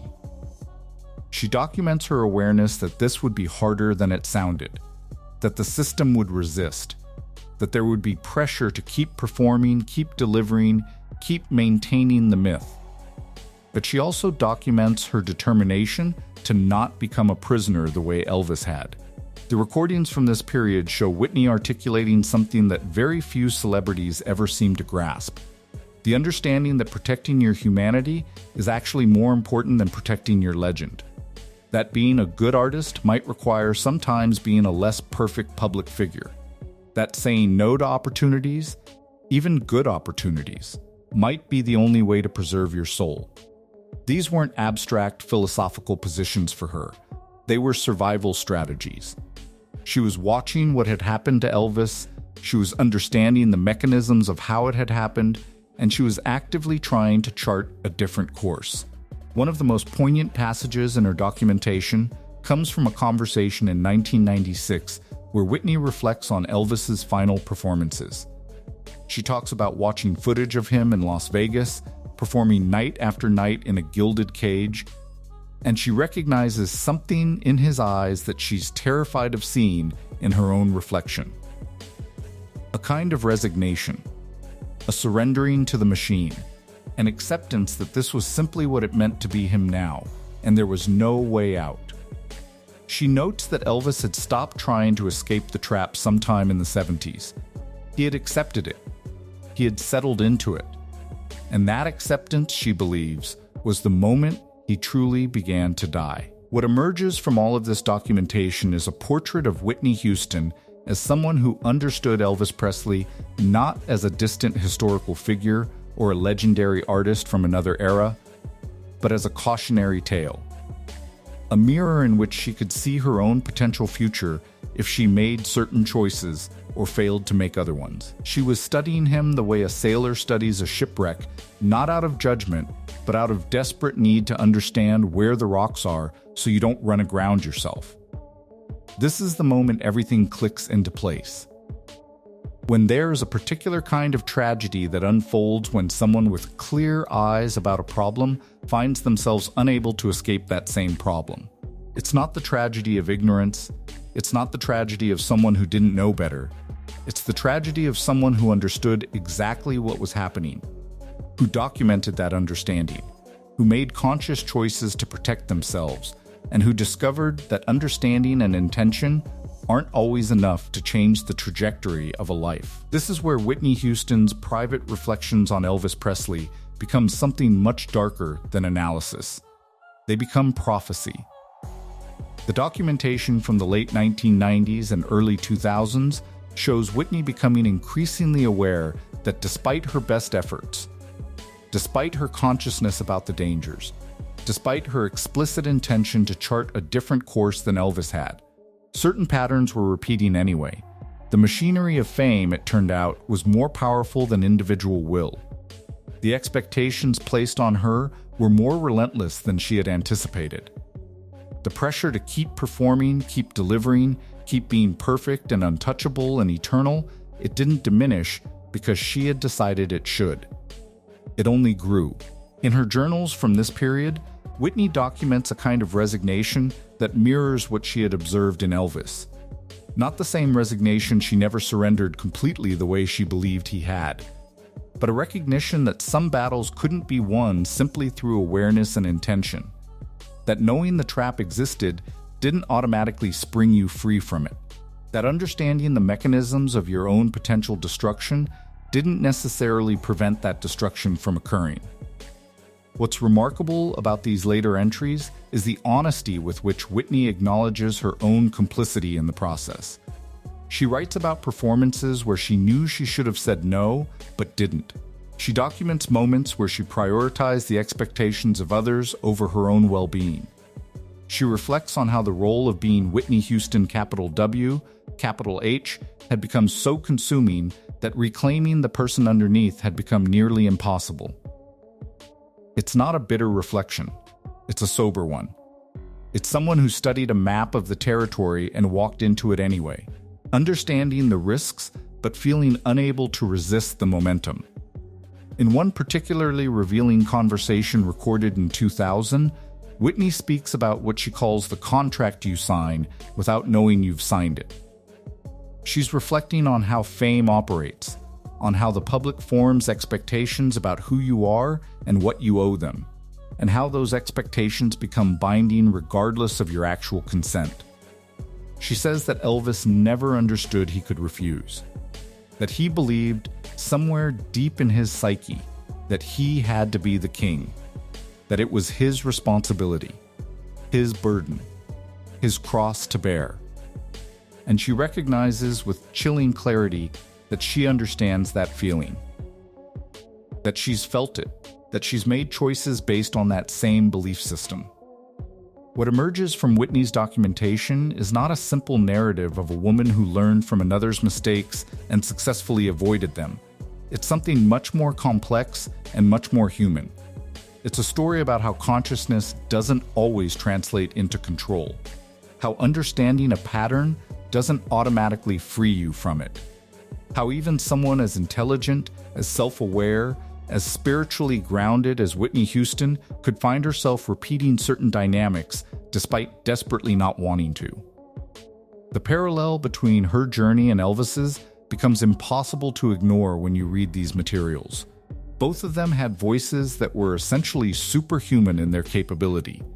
Both of them were asked to carry symbolic weight that far exceeded what any individual should have to bear.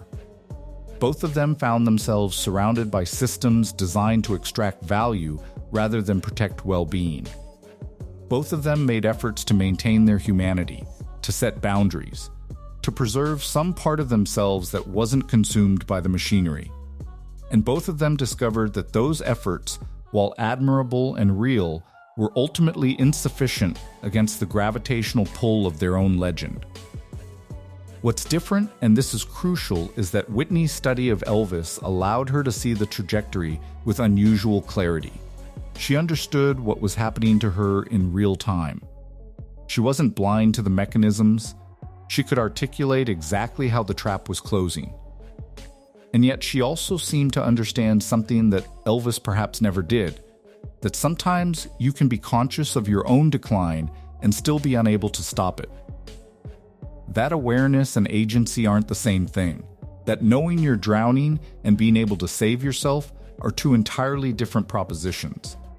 In the final recordings from Whitney's archive, from conversations in the years just before her death, there's a quality of hard-won wisdom. She speaks about Elvis with a tenderness that hadn't been present in her earlier, more analytical observations. She seems to have moved beyond judgment into something closer to recognition. An understanding that they were both caught in something larger than themselves. That the tragedy wasn't that Elvis was weak or that she was weak. The tragedy was that the system, the industry, the public hunger, the machinery of celebrity was designed in such a way that even the strongest, most aware, most intentional people could be consumed by it. What Whitney's private documentation ultimately reveals is something that most people never get to articulate: the inside story of what it actually costs to be a legend. Not the romantic version, not the inspirational version, but the real version.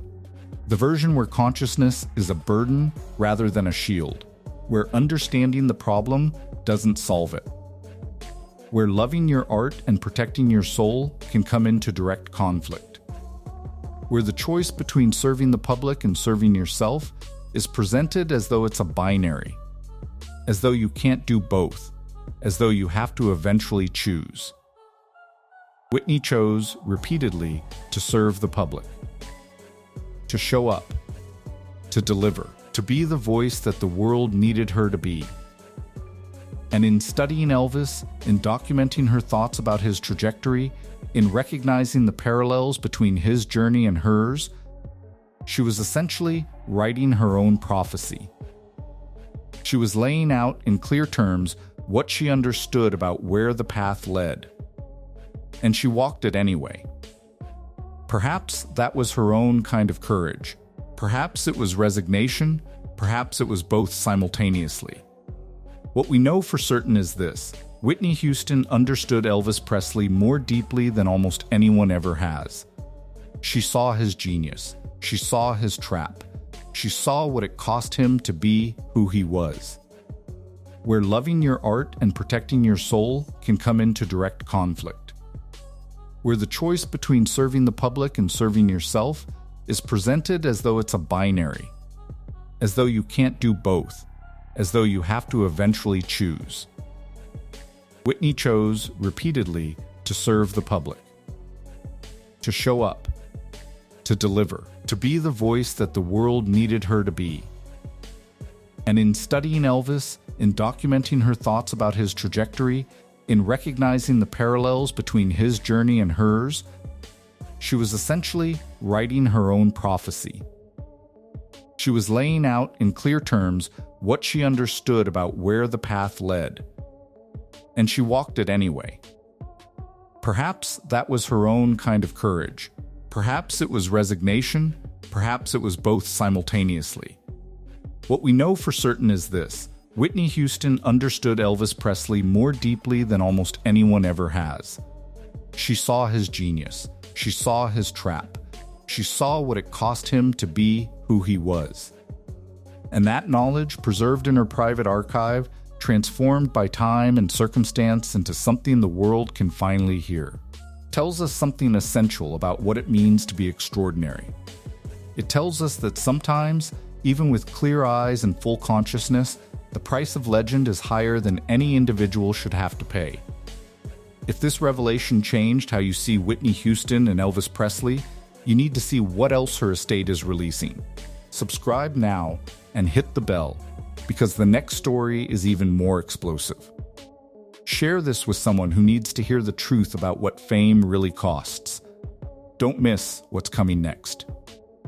And that people connect to her on a human level. I think that a lot of the things that she goes through in the book are very, normal issues. And I think that the circumstance is extraordinary, and that she's Elvis's daughter and our family is what it is. At 36 years old, Riley Keough made a decision that would shatter decades of family silence. She decided to tell the truth. Not the version her family had rehearsed for reporters, not the sanitized narrative that had protected the Presley name through 4 decades of speculation. The actual truth, the messy, complicated, devastating truth about what it meant to grow up as Elvis Presley's granddaughter when nobody in your family could agree on whether he was actually dead.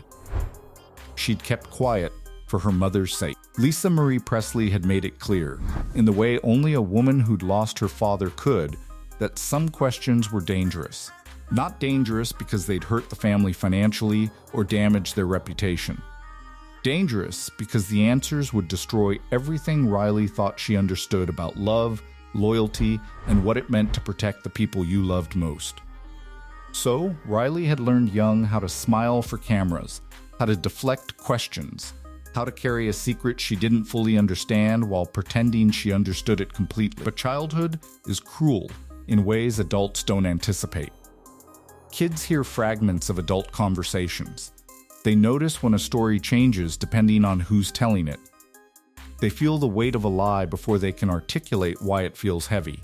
Riley remembers being 8 years old, sitting in her grandmother Priscilla's living room while Priscilla told visitors about Elvis's death.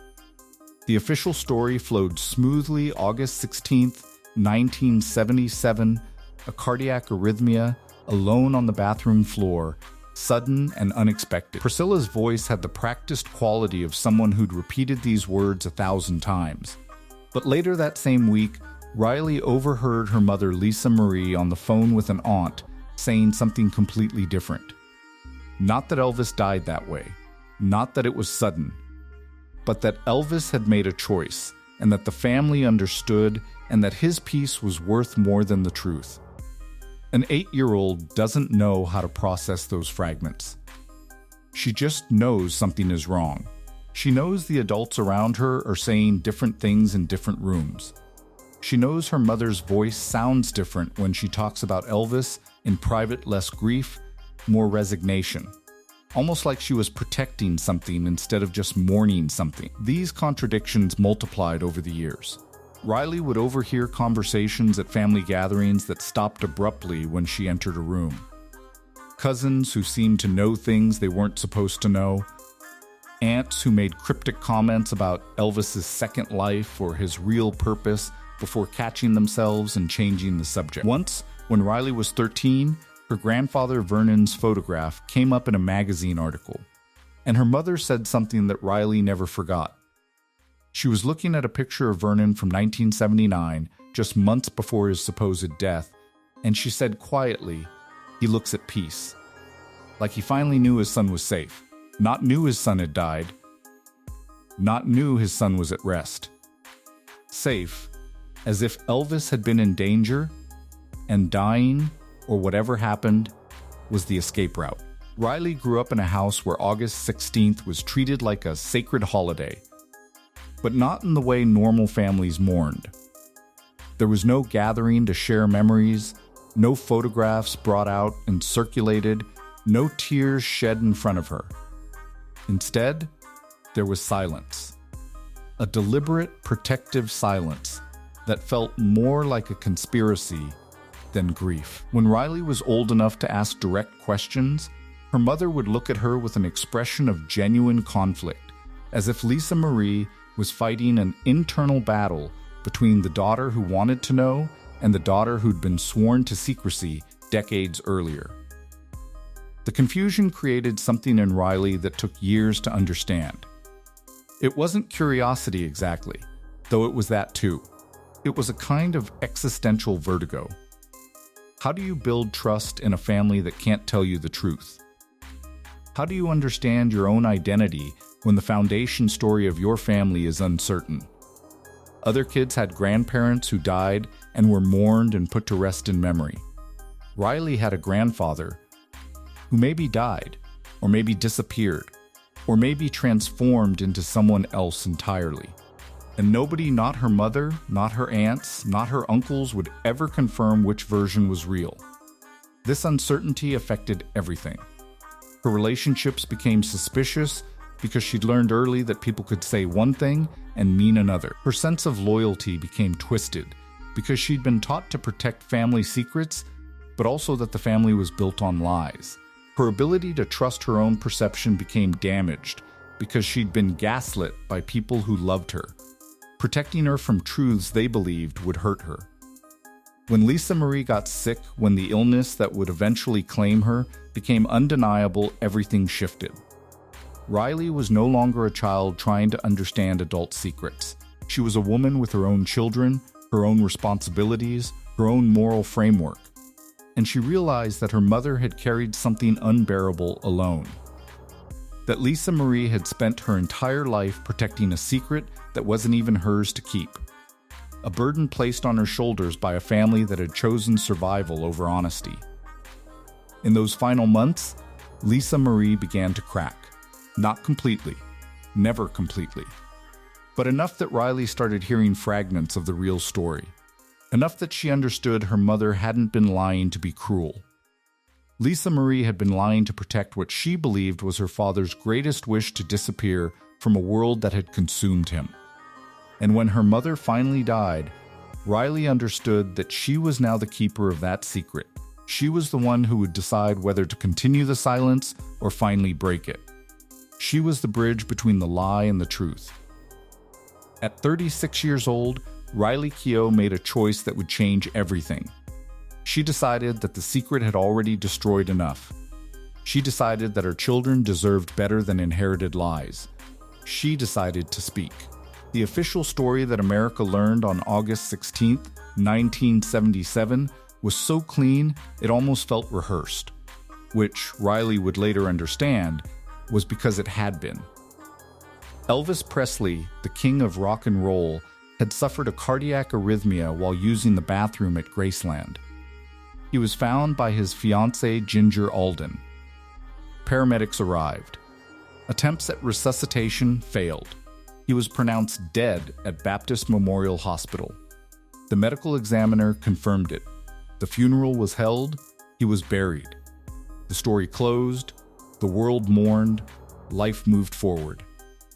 More than 90% of the people watching this video right now still aren't subscribed, and that means most people are missing out on exclusive, untold stories about Elvis Presley you won't find anywhere else. If you don't want to miss the next revelation, now's the time.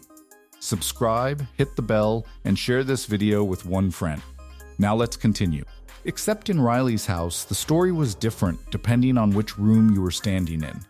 When journalists called, when photographers showed up, when the world wanted to understand how the king had fallen, the Presley family spoke with a unified voice. They used the same phrases, they maintained the same emotional register, they presented a family devastated but accepting, grieving but dignified. But inside Graceland, inside private conversations Riley wasn't supposed to be listening to, the narrative fractured into 1,000 different versions. Riley remembers being a teenager, old enough now to understand that adults were having conversations they didn't want her to overhear, but young enough that they sometimes forgot she was in the next room. She heard her mother and her Aunt Priscilla discussing the autopsy results. Not discussing them in the way you'd discuss how someone died, discussing them like they were a cover story, like they were a document that had been written before the events it described actually happened. Priscilla said something that lodged itself in Riley's memory like a splinter. She said, the timeline never made sense, but it had to be airtight for it to work. What timeline? For what to work? Years later, Riley understood she'd been hearing fragments of the truth before she had the context to understand it. The inconsistencies started small. Riley noticed that different family members told different versions of what happened that morning. Some said Elvis had been depressed, others said he'd seemed clear-eyed and at peace. Some mentioned his drug use as a contributing factor. Others insisted he'd been clean for weeks. Some spoke about his health struggles. Others acted like his body had been functioning perfectly until it suddenly wasn't. A teenage Riley, learning to think critically, began to realize that these weren't just different emotional interpretations of the same event. They were different stories about different events. Then there was the matter of Vernon, Elvis's father, who'd been a constant presence at Graceland, who'd managed much of the business side of the empire, who'd fought with his son but loved him fiercely. Vernon died just 2 years after Elvis in 1979. Riley's mother mentioned his death the way you mention a footnote, significant but not shocking. But when Riley paid attention to the timeline, something felt wrong. Vernon had looked healthy in photographs from 1978. He'd been managing business operations, he'd been present at family events. Then suddenly, he was gone. No extended illness, no dramatic decline, just dead. It was only years later, when Riley was old enough to research, that she found something interesting in the family archives. A photograph from 1981. It shouldn't have existed. It was clearly marked with a date and a time, and it showed Vernon Presley standing with someone who looked remarkably like an older version of Elvis. Both men were smiling. Both looked peaceful in a way the public Elvis never had. The photograph was dated 4 years after Elvis's death and 2 years after Vernon's supposed death.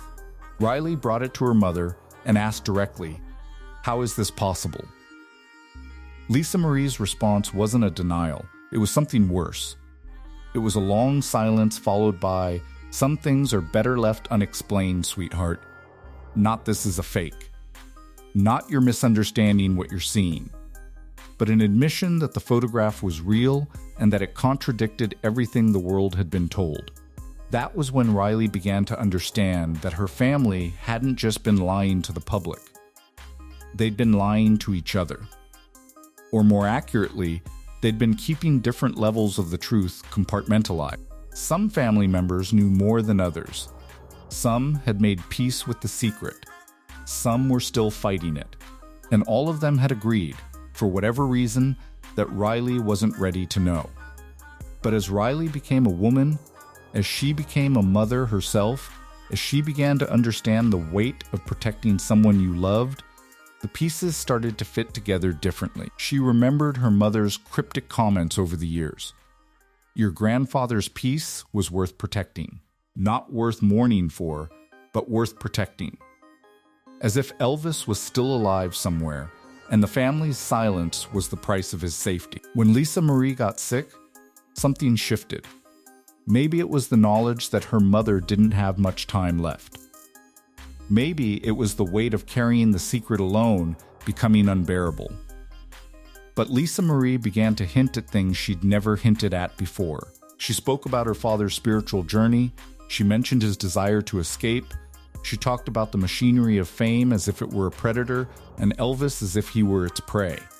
And then, in a moment Riley would never forget, Lisa Marie said something that erased all ambiguity. She said, "He made the only choice a trapped animal can make. He disappeared so he could live, and I've spent my whole life protecting that choice." Riley asked her directly then, "Is he alive?"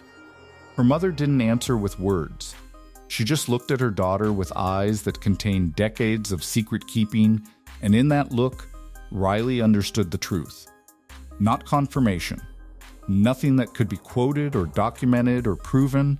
just the truth, transmitted in the space between a mother and a daughter who finally understood each other. What Riley discovered after her mother's death was access to things that had been carefully hidden from her entire life. Not because her family wanted to keep her in the dark, but because knowledge was dangerous. Knowledge could slip out.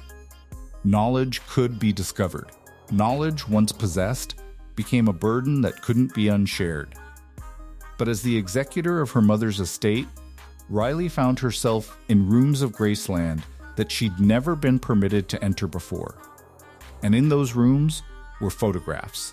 Not the public Elvis, not the Vegas Elvis in his jeweled jumpsuit, or the young Elvis from the 50s with his dangerous hips and his revolutionary sound. These were photographs of a man who'd aged naturally, who'd lived quietly, who'd transformed into someone the world never got to know. In some images, he was unrecognizable at first glance. An older man with gray hair, dressed simply, sitting in what appeared to be a church or modest home. But there were telltale details, the distinctive features of his face, the way he held himself, the expression in his eyes that Riley had seen in old footage, a particular kind of intensity mixed with genuine peace. The photographs spanned decades, some from the early 80s, when he would have been in his mid-40s, already showing the effects of time and stress, others from the 90s, when he appeared healthier, stronger, like a man who'd finally found peace in his body. The most recent ones, taken in the early 2000s, showed someone who looked like he could have been anyone's grandfather. Weathered, but content. Present, but removed from the machinery that had once defined him. There were also documents. Letters written in handwriting Riley recognized from her mother's careful preservation of family archives, not addressed to anyone specific, but clearly written as some kind of personal record. Passages about faith, passages about the spiritual emptiness of fame, passages about the machinery of the entertainment industry that had chewed him up and spit him out, and how disappearing had been the only way to reclaim his soul. One passage in particular struck Riley so profoundly that she had to sit down to process it. It read, "I gave the world a king, but I needed to become a man. The cost of that transformation was everything the world thought I was. It was the only fair trade." Riley understood then that this wasn't a story about Elvis faking his death to escape consequences or avoid responsibility. This was the story of a human being who'd been consumed by the machinery he'd created, who'd recognized that the only path forward was to disappear completely, and who'd spent his remaining decades becoming the person he actually wanted to be instead of the person the world demanded he be. The family members who maintained contact with him and Riley eventually understood that several did spoke of him with a reverence that went beyond family obligation. An aunt Riley had always dismissed as slightly eccentric began making sense in retrospect. The trips she took that she was vague about, the income she received from sources she wouldn't discuss, the way she spoke about spiritual work and helping someone find redemption with an intensity that suggested she was talking about something far more profound than charity. Another cousin, who'd always seemed to know things he shouldn't know, finally admitted to Riley that he'd met with her grandfather multiple times over the decades. Not in secret, exactly, but in circumstances that required absolute discretion. He described a man who was genuinely interested in the lives of his grandchildren, who asked about their struggles and their dreams, who dispensed wisdom that seemed to come from hard-won experience rather than inherited privilege. But the most powerful evidence came from something Riley had never expected, a voice recording. Not professional quality, not meant for public consumption, just a simple audio file, perhaps 30 minutes long, of someone reading passages from religious texts. The voice was aged, but distinctive. The cadence was familiar in a way that made Riley's hands shake as she listened. Midway through the recording, the reader paused and spoke directly to the recorder, as if addressing someone specific. He said, "If you're hearing this, it means I'm gone and the secret has finally been released. I want my family to know that I don't regret the choice I made. I regret the pain it caused, but not the choice itself. I became more in those quiet years than I ever was on a stage in front of thousands. Tell them that peace is possible. Tell them that sometimes the greatest act of love is knowing when to step away. Riley played the recording dozens of times, analyzing it, comparing it to every scrap of audio documentation she could find of her grandfather's voice. The aging was consistent with natural progression over 40 years. The speech patterns matched. The distinctive qualities of his voice, the particular resonance, the way he shaped certain consonants, all of it aligned with what forensic analysis would eventually confirm. She also found something else: medical records. Not from Memphis hospitals, but from clinics in rural areas of Arkansas and Tennessee. Records that documented treatment for conditions Elvis was known to have suffered from. Records that spanned from 1980 onward, documenting the medical history of a man whose name Riley couldn't quite bring herself to speak aloud, but whose identity was unmistakable to anyone who knew what to look for. What emerged from these discoveries was a portrait of a grandfather Riley never knew, but desperately wanted to understand. A man who'd made an impossible choice and lived with the consequences of that choice with dignity and faith. A man who'd transformed his pain into purpose. A man who'd proven that you could disappear from the world and still matter profoundly to the people who truly knew you. Riley understood, finally, why her mother had protected this secret so fiercely. It wasn't protection born from shame. It was protection born from love. Riley Keough didn't wake up one morning and decide that today was the day she'd destroy her family's most carefully guarded secret. The decision was slower than that. It was erosion, a gradual wearing away of the reasons to stay silent, until one day she realized that keeping quiet had become the heavier burden than speaking the truth.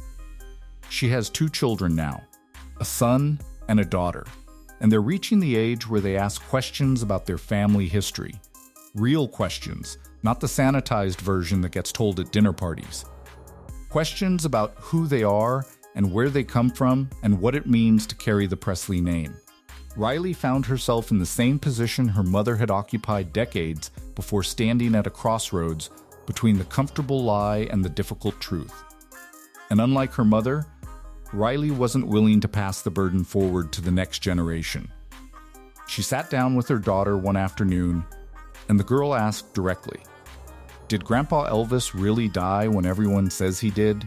It was such a simple question, asked with the innocence of a child who'd been told one story publicly but had picked up on the inconsistencies in how her family spoke about him privately. Riley realized in that moment that the secret was already failing. It wasn't holding anymore. The cracks were too visible, the contradictions too obvious. And soon, whether through DNA testing that her children might undergo, or through the inevitable leak of evidence that was scattered across the country, or through other family members reaching their own breaking points, the truth would emerge anyway. But it would emerge chaotically. It would emerge without context.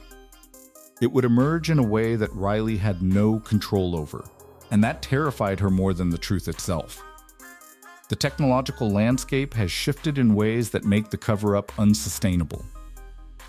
Facial recognition algorithms are becoming sophisticated enough that a simple photograph of an older man could be cross-referenced against historical images of Elvis and flagged as a match. DNA databases exist now that didn't exist when the secret was first kept. Genealogy websites have millions of people voluntarily submitting their genetic information.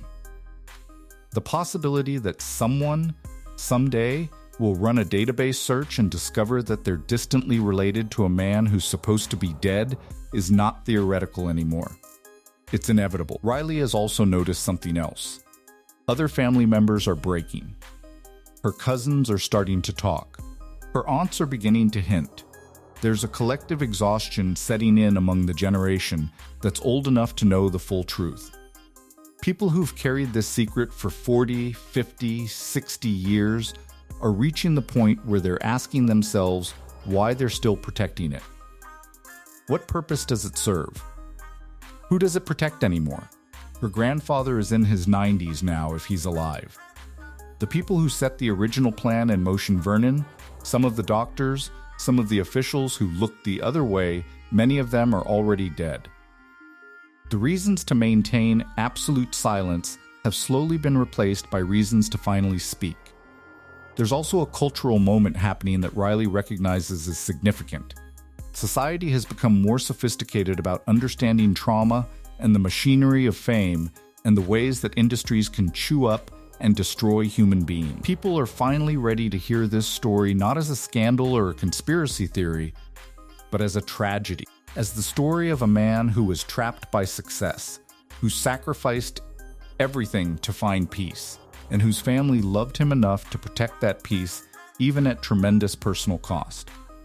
The world that would have treated this revelation as a joke in 1985 might actually be able to hear it now for what it truly is, a profound human story about redemption and escape and the price of immortality.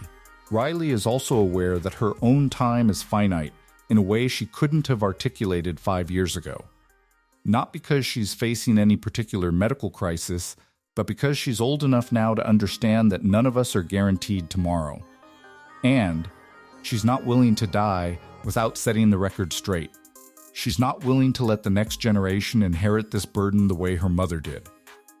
She's not willing to let her children spend their lives caught between knowing something and not being able to speak about it. When Lisa Marie was dying, she said something to Riley that crystallized everything. She said, "I've spent my whole life protecting a secret that wasn't mine to keep. It belonged to him. And I think he would have wanted this truth released eventually. I think he wrote instructions about it because he knew that someday the time would come when silence would be wrong." Riley found those instructions afterward.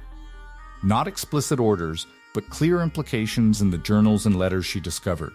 Her grandfather had anticipated that someday, decades in the future, scientific advancement would make it possible to prove the truth. He'd written about voice biometrics. He'd written about the distinctive qualities of his larynx that would make him identifiable through acoustic analysis. He'd written as if he knew that eventually. Someone with the right expertise and the right evidence would be able to prove beyond scientific doubt that he'd lived beyond 1977. He'd wanted this revealed. Not immediately. Not in a way that would destroy the plan while it was still protecting him. But eventually, once enough time had passed. Once he'd lived the life he wanted to live. Once his family had healed enough to speak about it without it destroying them. Riley understands now that she's the one who's supposed to be that voice. She's the bridge between the lie and the truth. She's the person with the credibility, the access, and the moral authority to speak this story into the world. Not as a conspiracy theorist, not as someone chasing attention, but as a granddaughter who loved her grandfather and who loved her mother, and who finally understands that the greatest act of love sometimes requires breaking the promises you made in childhood. To the scientists and archivists and researchers who've been pursuing this truth, your work matters. To the other family members who are considering speaking, the silence is already breaking. To anyone who loved Elvis Presley, the real story of who he became is far more beautiful than the tragedy the world was told. The truth is coming, and Riley Keough is choosing to be the one who speaks it first. Riley found those instructions afterward. Not explicit orders, but clear implications in the journals and letters she discovered. Her grandfather had anticipated that someday, decades in the future, scientific advancement would make it possible to prove the truth. He'd written about voice biometrics. He'd written about the distinctive qualities of his larynx that would make him identifiable through acoustic analysis. He'd written as if he knew that eventually. Someone with the right expertise and the right evidence would be able to prove beyond scientific doubt that he'd lived beyond 1977. He'd wanted this revealed. Not immediately. Not in a way that would destroy the plan while it was still protecting him. But eventually, once enough time had passed. Once he'd lived the life he wanted to live. Once his family had healed enough to speak about it without it destroying them. Riley understands now that she's the one who's supposed to be that voice. She's the bridge between the lie and the truth. She's the person with the credibility, the access, and the moral authority to speak this story into the world. Not as a conspiracy theorist, not as someone chasing attention, but as a granddaughter who loved her grandfather and who loved her mother, and who finally understands that the greatest act of love sometimes requires breaking the promises you made in childhood. To the scientists and archivists and researchers who've been pursuing this truth, your work matters. To the other family members who are considering speaking, the silence is already breaking. To anyone who loved Elvis Presley, the real story of who he became is far more beautiful than the tragedy the world was told. The truth is coming, and Riley Keough is choosing to be the one who speaks it first. If you want to see the actual voice analysis, the photographs, the medical records, and the interviews that mainstream media refuses to cover, check out the next video on your screen. Subscribe now, because this story is far from over. The truth about the king is finally being revealed, and you deserve to hear it. Love me tender, love me true. Thank you. Never let me go. In 2019, a museum curator in Memphis made a discovery that should have ended the Elvis conspiracy theories forever. Instead, it proved every skeptic right. Her name was Sarah Chen, and she wasn't looking for a scandal. She was doing routine archival work in the basement of a private collection facility, the kind of unglamorous, behind-the-scenes work that never makes headlines. Scanning old photographs, cataloging donations, preserving pieces of history that most people will never see. It was supposed to be quiet, methodical, boring, but when she pulled a leather portfolio from a storage box marked Estate of Malcolm Parker, 1985, her hands went cold. Inside were 17 photographs, undeveloped film contact sheets, and negatives so old they'd turned amber with age. Every single one featured Elvis Presley. Now, before you dismiss this as another conspiracy myth, understand something crucial. Sarah Chen wasn't a conspiracy theorist. She wasn't looking for Elvis. She had no agenda, no book to sell, no YouTube channel to promote. She was a credentialed archivist with a master's degree in museum studies and 23 years of experience authenticating historical documents. She'd worked with the Smithsonian. She'd testified as an expert witness on document provenance. She knew the difference between evidence and fantasy. And her first reaction to these photographs wasn't excitement. It was fear. Because every single image showed something that should have been impossible. Elvis Presley, documented in photographs dated between 1978 and 1985, living a life that contradicted everything the world had been told about his death. The first photograph showed him in a small, modest room with bare walls and simple furniture. Sunlight streamed through curtains that hadn't been properly washed in weeks. He was thinner than anyone had ever seen him in public. His face marked with lines and exhaustion that came from genuine living rather than the bloated suffering captured in the last official photographs from 1977. But his eyes held something those tabloid images never captured. Peace. Not the peace of medication or numbness, but the peace of someone who'd finally stopped running. The second photograph placed him standing in front of a small Baptist church, wearing clothes so ordinary they were almost invisible tan slacks, a button-up shirt, nothing that would draw attention in any shopping mall in America. Behind him, barely visible in the shadow of the doorway, was a man in his 60s with features that matched archived photographs of someone who officially died in 1979. Vernon Presley, Elvis's father. The third photograph showed him with his arm around the shoulder of a woman in her 30s, both of them smiling at something beyond the camera's frame.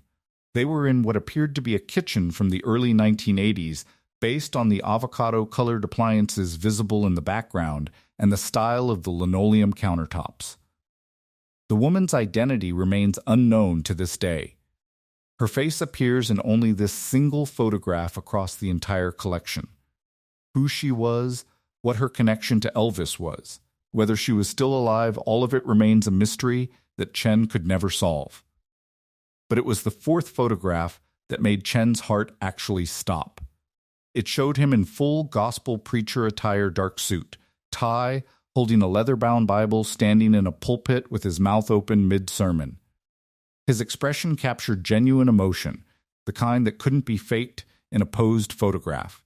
The intensity, the connection to whatever he was saying, it was real. Behind him, partially obscured by the angle of the photograph, was a calendar on the wall. A calendar dated 1982. 8 years after Elvis Presley was supposed to be dead. Chen didn't call the media. She didn't rush to publish her findings or post on social media seeking validation. Instead, she called a forensic photographer named Dr. James Whitmore at the University of Memphis, a man she'd worked with on authentication projects before. Someone she trusted. Someone bound by professional ethics to approach evidence with objectivity rather than sensationalism. Whitmore examined the negatives and contact sheets over the course of 2 weeks. He ran them through every authentication test available in 2019, chemical analysis of the film stock, spectroscopic examination of the photographic emulsion, cross-reference analysis comparing the molecular composition to known samples from that era, UV and infrared imaging to detect any alterations or digital composites, magnification analysis to identify signs of manipulation or airbrushing.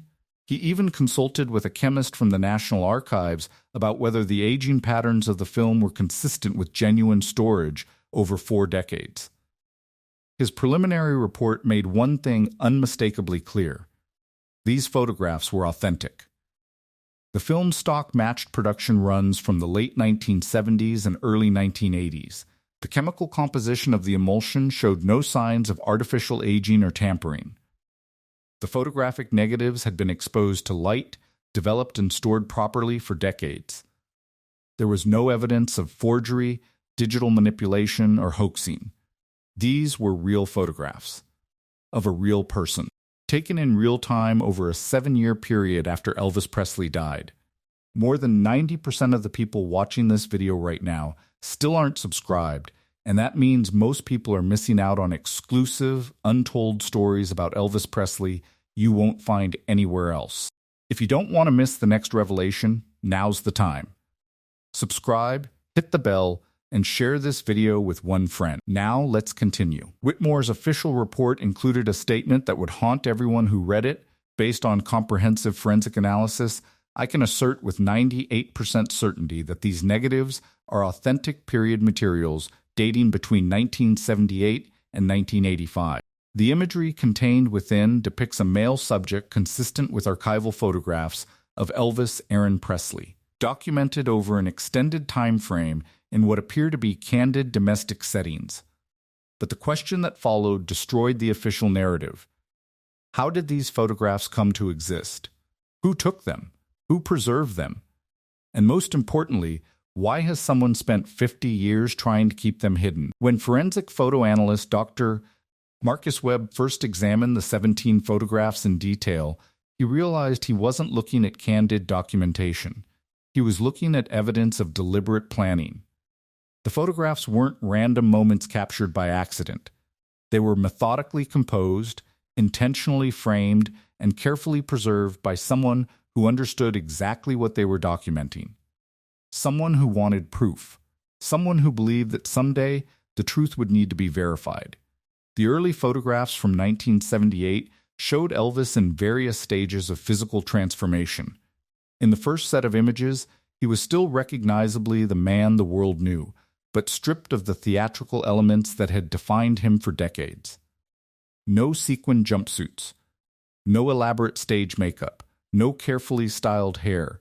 What emerged was a man in his early 40s whose face had been aged by prescription medications and the weight of fame, but whose body was beginning to heal.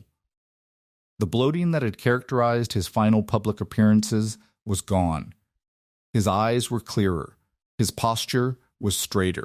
But what fascinated Webb most was what appeared in the background of these early photographs. In one image taken in what appeared to be a modest home, A bookshelf was visible behind Elvis. The titles were readable through magnification. Scripture commentary, theological texts, works on spiritual redemption and faith. These weren't the reading materials of a man trying to hide. They were the reading materials of a man genuinely pursuing a spiritual transformation. In another photograph from 1979, Elvis was photographed standing beside a man who appeared to be in his mid-60s. The older man's features matched documented photographs of Elvis Presley, Elvis's uncle, who, according to official records, should have died in 1997. But more significantly, the interaction between them suggested authority and guidance. Vester had his hand on Elvis's shoulder. They were standing at the entrance to what appeared to be a church sanctuary. The body language between them wasn't casual. It was deliberate. Protective, like Vester was escorting Elvis into a new life. The photographs from 1980 and 1981 showed Elvis increasingly integrated into what appeared to be a genuine faith community. He was photographed with groups of people at church gatherings. He was standing in pulpits. He was teaching. In one particularly striking image, he was on his knees praying with an elderly woman whose face suggested she had no idea who he really was. She was treating him not as Elvis Presley, the king of rock and roll, but as a man of God, a spiritual guide, a fellow believer. What Webb recognized in his professional analysis was that these photographs documented a man deliberately constructing a false identity, but not the way people typically understand false identities. Elvis wasn't being hidden by someone else. He was hiding himself. The photograph showed him actively participating in his own disappearance, choosing the clothes, choosing the locations, choosing the community, choosing to become someone else. By 1982, the photograph showed someone almost unrecognizable compared to the bloated, exhausted man captured in the final official Elvis photographs from August 1977. The man in these images was lean, focused, and radiating a kind of purpose that had been absent from his public appearances for years. His hair was graying naturally. His face bore the lines of genuine living rather than the puffiness of drug-induced exhaustion. In several photographs, he was shown in pulpits speaking to congregations. In others, he was counseling individuals in what appeared to be pastoral settings. A retired photograph restoration expert named Margaret Hollis examined the images and made an observation that changed everything. She noticed that in nearly every photograph, Elvis was positioned deliberately off-center. When photographers want to capture someone as the main subject, they typically place them in the center of the frame or use compositional rules to draw attention. But in these photographs, Elvis was consistently positioned slightly to the side, slightly lower in the frame, as if the photographer was deliberately avoiding making him the primary focus of attention. Hollis concluded that whoever took these photographs understood the danger of documentation. They were creating evidence, but evidence that could be dismissed as incidental. Proof that wasn't obvious proof. Testimony hidden in plain sight. The most shocking revelation came when Webb compared facial features across the entire collection using modern facial recognition software. The software identified the same individual in every single photograph with a confidence level exceeding 94%. The man's features were consistent. His bone structure was identical. His distinctive characteristics, the spacing of his eyes, the shape of his jawline, the slight deviation in his smile, remained constant across 7 years and 17 separate photographs. This wasn't a collection of lookalikes. This wasn't evidence that could be explained away as mistaken identity or photographic manipulation. This was documentation of one man's life over an extended period. The same man, aging naturally, living quietly, building a community, serving others. Webb submitted his findings to 3 independent forensic analysis facilities. All 3 confirmed his conclusions. The photographs were authentic. The subject remained consistent. The timeline was coherent. The evidence was damning. Then, something unexpected happened. 2 of the 3 facilities suddenly retracted their findings. The third refused to provide written reports despite verbal confirmation of Webb's analysis. When pressed for explanation, the director of the third facility admitted off the record that his facility had received contact from attorneys representing Elvis Presley Enterprises. No explicit threats, just a professional suggestion that continued involvement with this particular project might affect future business relationships. The message was clear, the truth existed in these photographs, but institutional pressure would ensure that truth remained officially unacknowledged.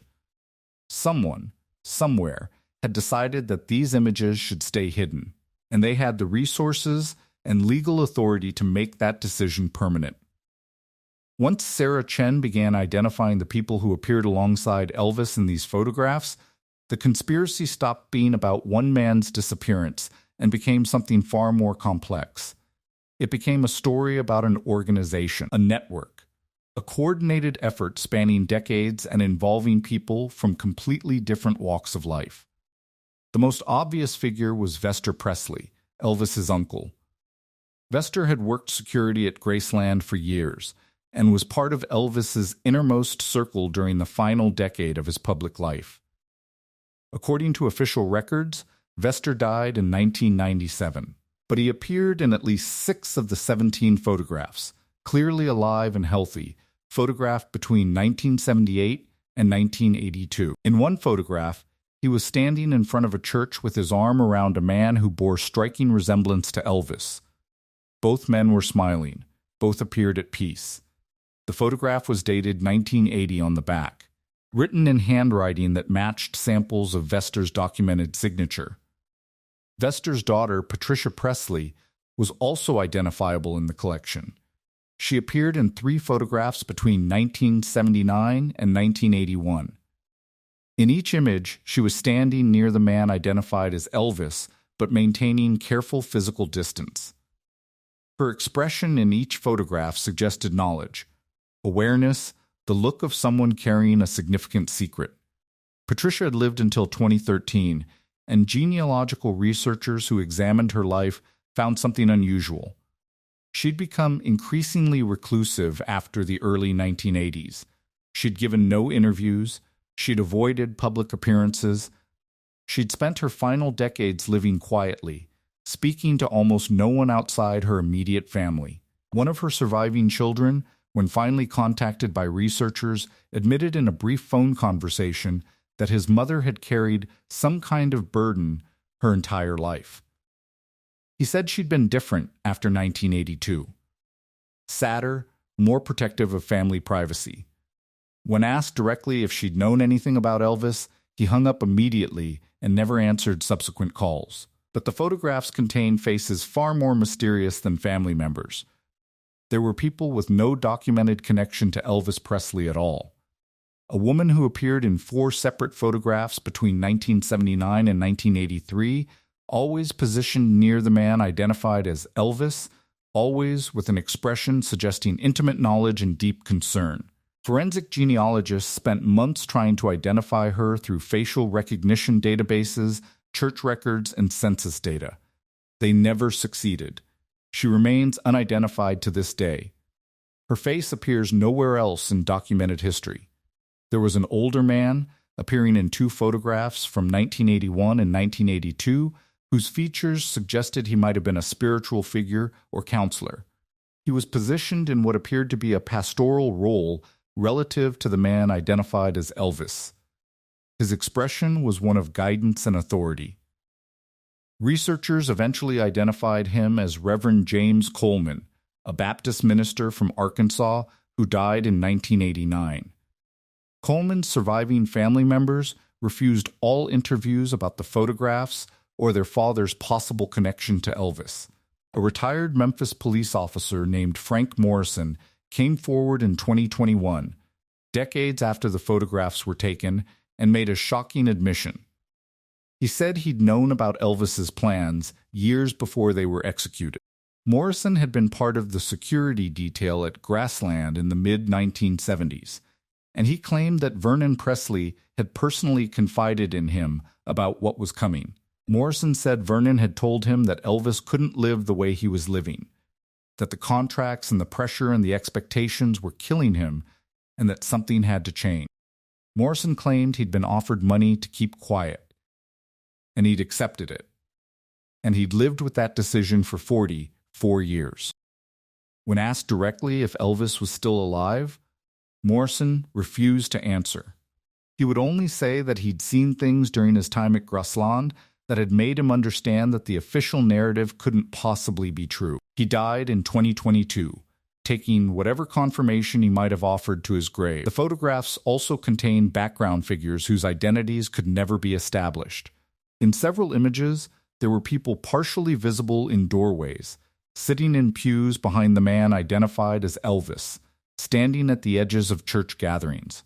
These weren't primary subjects of the photographs, but their consistent presence across multiple images suggested they were part of an organized community that had been deliberately constructed to support and protect whoever this man was.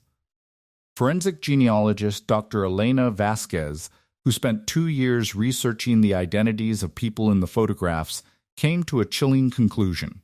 She found evidence that suggested at least 12 distinct individuals had been involved in protecting and supporting this man between 1978 and the mid-1980s. Some of them were family, some were clergy, some appeared to be former Presley employees, some had no obvious connection at all. But they formed a network, a system, an organized effort that required planning, resources, and absolute commitment to secrecy. Vasquez discovered that several of these individuals had received unexpected financial benefits in the years following the photographs. One received an inheritance from an unknown source, another bought property through a trust that couldn't be traced to any identifiable owner. A third received what appeared to be a structured settlement that bore hallmarks of hush money. What emerged from Vasquez's research was a portrait of conspiracy far more sophisticated than a simple cover-up. This was a coordinated operation involving spiritual leaders, family members, legal professionals, and financial intermediaries. This was a system designed not just to hide someone, but to help them build a new life, to protect them from discovery, to ensure their safety and dignity and anonymity. And it had worked. For over 4 decades, it had worked perfectly, until Sarah Chen found 17 photographs in a storage box and realized that someone had deliberately preserved evidence that this extraordinary operation had actually succeeded. Among the 17 photographs in Sarah Chen's collection, one image stood apart from all the others. It wasn't the clearest photograph. It wasn't the most emotionally striking. But it was the one that contained objective, verifiable, undeniable proof that the official Elvis Presley death narrative was scientifically impossible. Dr. James Whitmore identified this photograph during his 3rd week of analysis. He was examining a contact sheet from 1982 when he noticed something in the background of one particular frame that made him stop working and simply stare at his computer screen for several minutes. The photograph showed the man identified as Elvis standing in what appeared to be a small church sanctuary, wearing casual clothing and holding what looked like a Sunday school curriculum. Behind him, on the wall above the altar, was a calendar. The calendar was clearly visible through magnification. The month was legible. The year was unmistakable. August 1982. Whitmore ran the image through every analytical tool at his disposal. He examined the calendar's position, angle, and lighting. He verified that the shadows cast by the calendar on the wall behind it were consistent with the overall lighting in the photograph. He analyzed the photographic grain and color saturation to confirm there was no evidence of digital manipulation or composite alteration. He ran spectroscopic analysis on the photograph's chemical composition to verify it was authentic period material. The calendar wasn't pasted in, it wasn't superimposed, it wasn't a later addition to the photograph. It was genuinely present in the original scene at the moment the photograph was taken.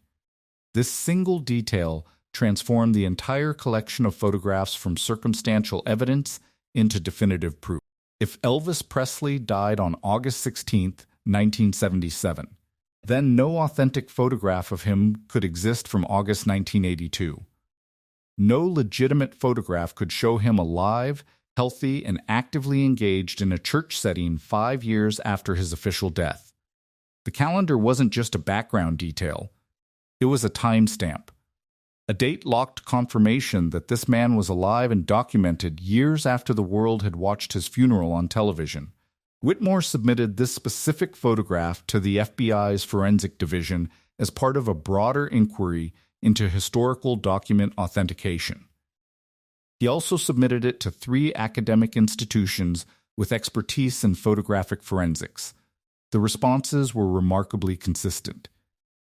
Every single analysis confirmed that the photograph was authentic period material, that there was no evidence of manipulation, and that the calendar date was clearly visible and consistent with the photographic materials used in 1982. An FBI forensic specialist named Richard Hammond wrote in his official report that the photograph constituted objective temporal evidence inconsistent with the documented death of Elvis Aaron Presley on August 16, 1977. Hammond's language was cautious and technical, but his meaning was unmistakable. This photograph proved that either Elvis Presley was still alive in 1982, or someone had fabricated an extraordinarily sophisticated fake photograph using 1982-era materials and technique. Then the suppression began. Within 2 weeks of Hammond's report being filed, Whitmore received a letter from attorneys representing Elvis Presley Enterprises. The letter didn't explicitly threaten legal action. Instead, it suggested that continued analysis and public discussion of the photograph might constitute defamation against the Presley family and their business interests. The letter questioned Whitmore's methodology and professional judgment. It suggested that his involvement in conspiracy-adjacent research might harm his academic reputation. The message was designed to be subtle, but it was unmistakable. Back away or face consequences. Sarah Chen experienced the same pressure. The facility where she worked suddenly discovered compliance issues with how the photographs had been handled. Her contract was terminated. She was informed that continued discussion of the collection could result in legal action for breach of confidentiality agreements she'd allegedly signed years earlier. The 3 academic institutions that had confirmed Whitmore's findings suddenly reversed their positions. One institution issued a public statement questioning the authenticity of the materials without explaining what new evidence had prompted their reversal. Another refused to comment on their previous analysis. The third simply disappeared from the conversation, removing their reports from their website and informing inquiries that they had no further comment on this matter. What became clear over the following months was that a coordinated effort was underway to suppress discussion of this single photograph, not through threats or legal action, but through institutional pressure, through the subtle withdrawal of professional support, through the strategic isolation of anyone who dared to validate what the photograph obviously showed. A Memphis historian named David Cole attempted to publish an academic paper analyzing the photograph's historical significance. His university refused to endorse the publication. His department chair suggested he redirect his research toward more mainstream historical topics. When he tried to publish through an independent academic journal, the journal suddenly received legal correspondence questioning whether they had proper authorization to use the photograph and threatening litigation if it appeared in print. What emerged from all of this institutional resistance was a terrifying conclusion. Someone, somewhere, had made a decision that this photograph should remain hidden. Someone with enough legal authority, financial resources, and institutional influence to ensure that decision would be enforced. Someone who understood that if this single image entered mainstream consciousness, if it was properly authenticated and widely distributed, the entire official narrative of Elvis Presley's death would collapse. The photograph sat in archives and private collections, known to researchers and historians, authenticated by forensic experts, validated by scientific analysis, and yet utterly suppressed from public knowledge. It was evidence that existed in plain sight but remained invisible to the world. A timestamp proving that a man officially dead for 5 years was somehow still living and documenting his life in a church sanctuary. The question that haunted everyone who understood what this photograph represented was simple but impossible to answer. If this photograph is real, and if it proves Elvis was alive in 1982, then who decided that truth needed to be buried? Who had the power to silence forensic experts, threaten academics, and suppress objective evidence? And what other truths about Elvis Presley's death had been hidden alongside this photograph? The answers to those questions remain locked away, protected by institutions and individuals who have spent 50 years ensuring that this single image never reaches the public consciousness. But the photograph still exists, the evidence is still there, and somewhere the truth still waits to be acknowledged. If you've seen this photograph, if you possess copies, if you have evidence about Elvis Presley's life after 1977, the world deserves the truth. Share what you know. Contact independent historians. Don't let this story die with you. Subscribe now and share this video because the King's real story is finally breaking through 50 years of silence.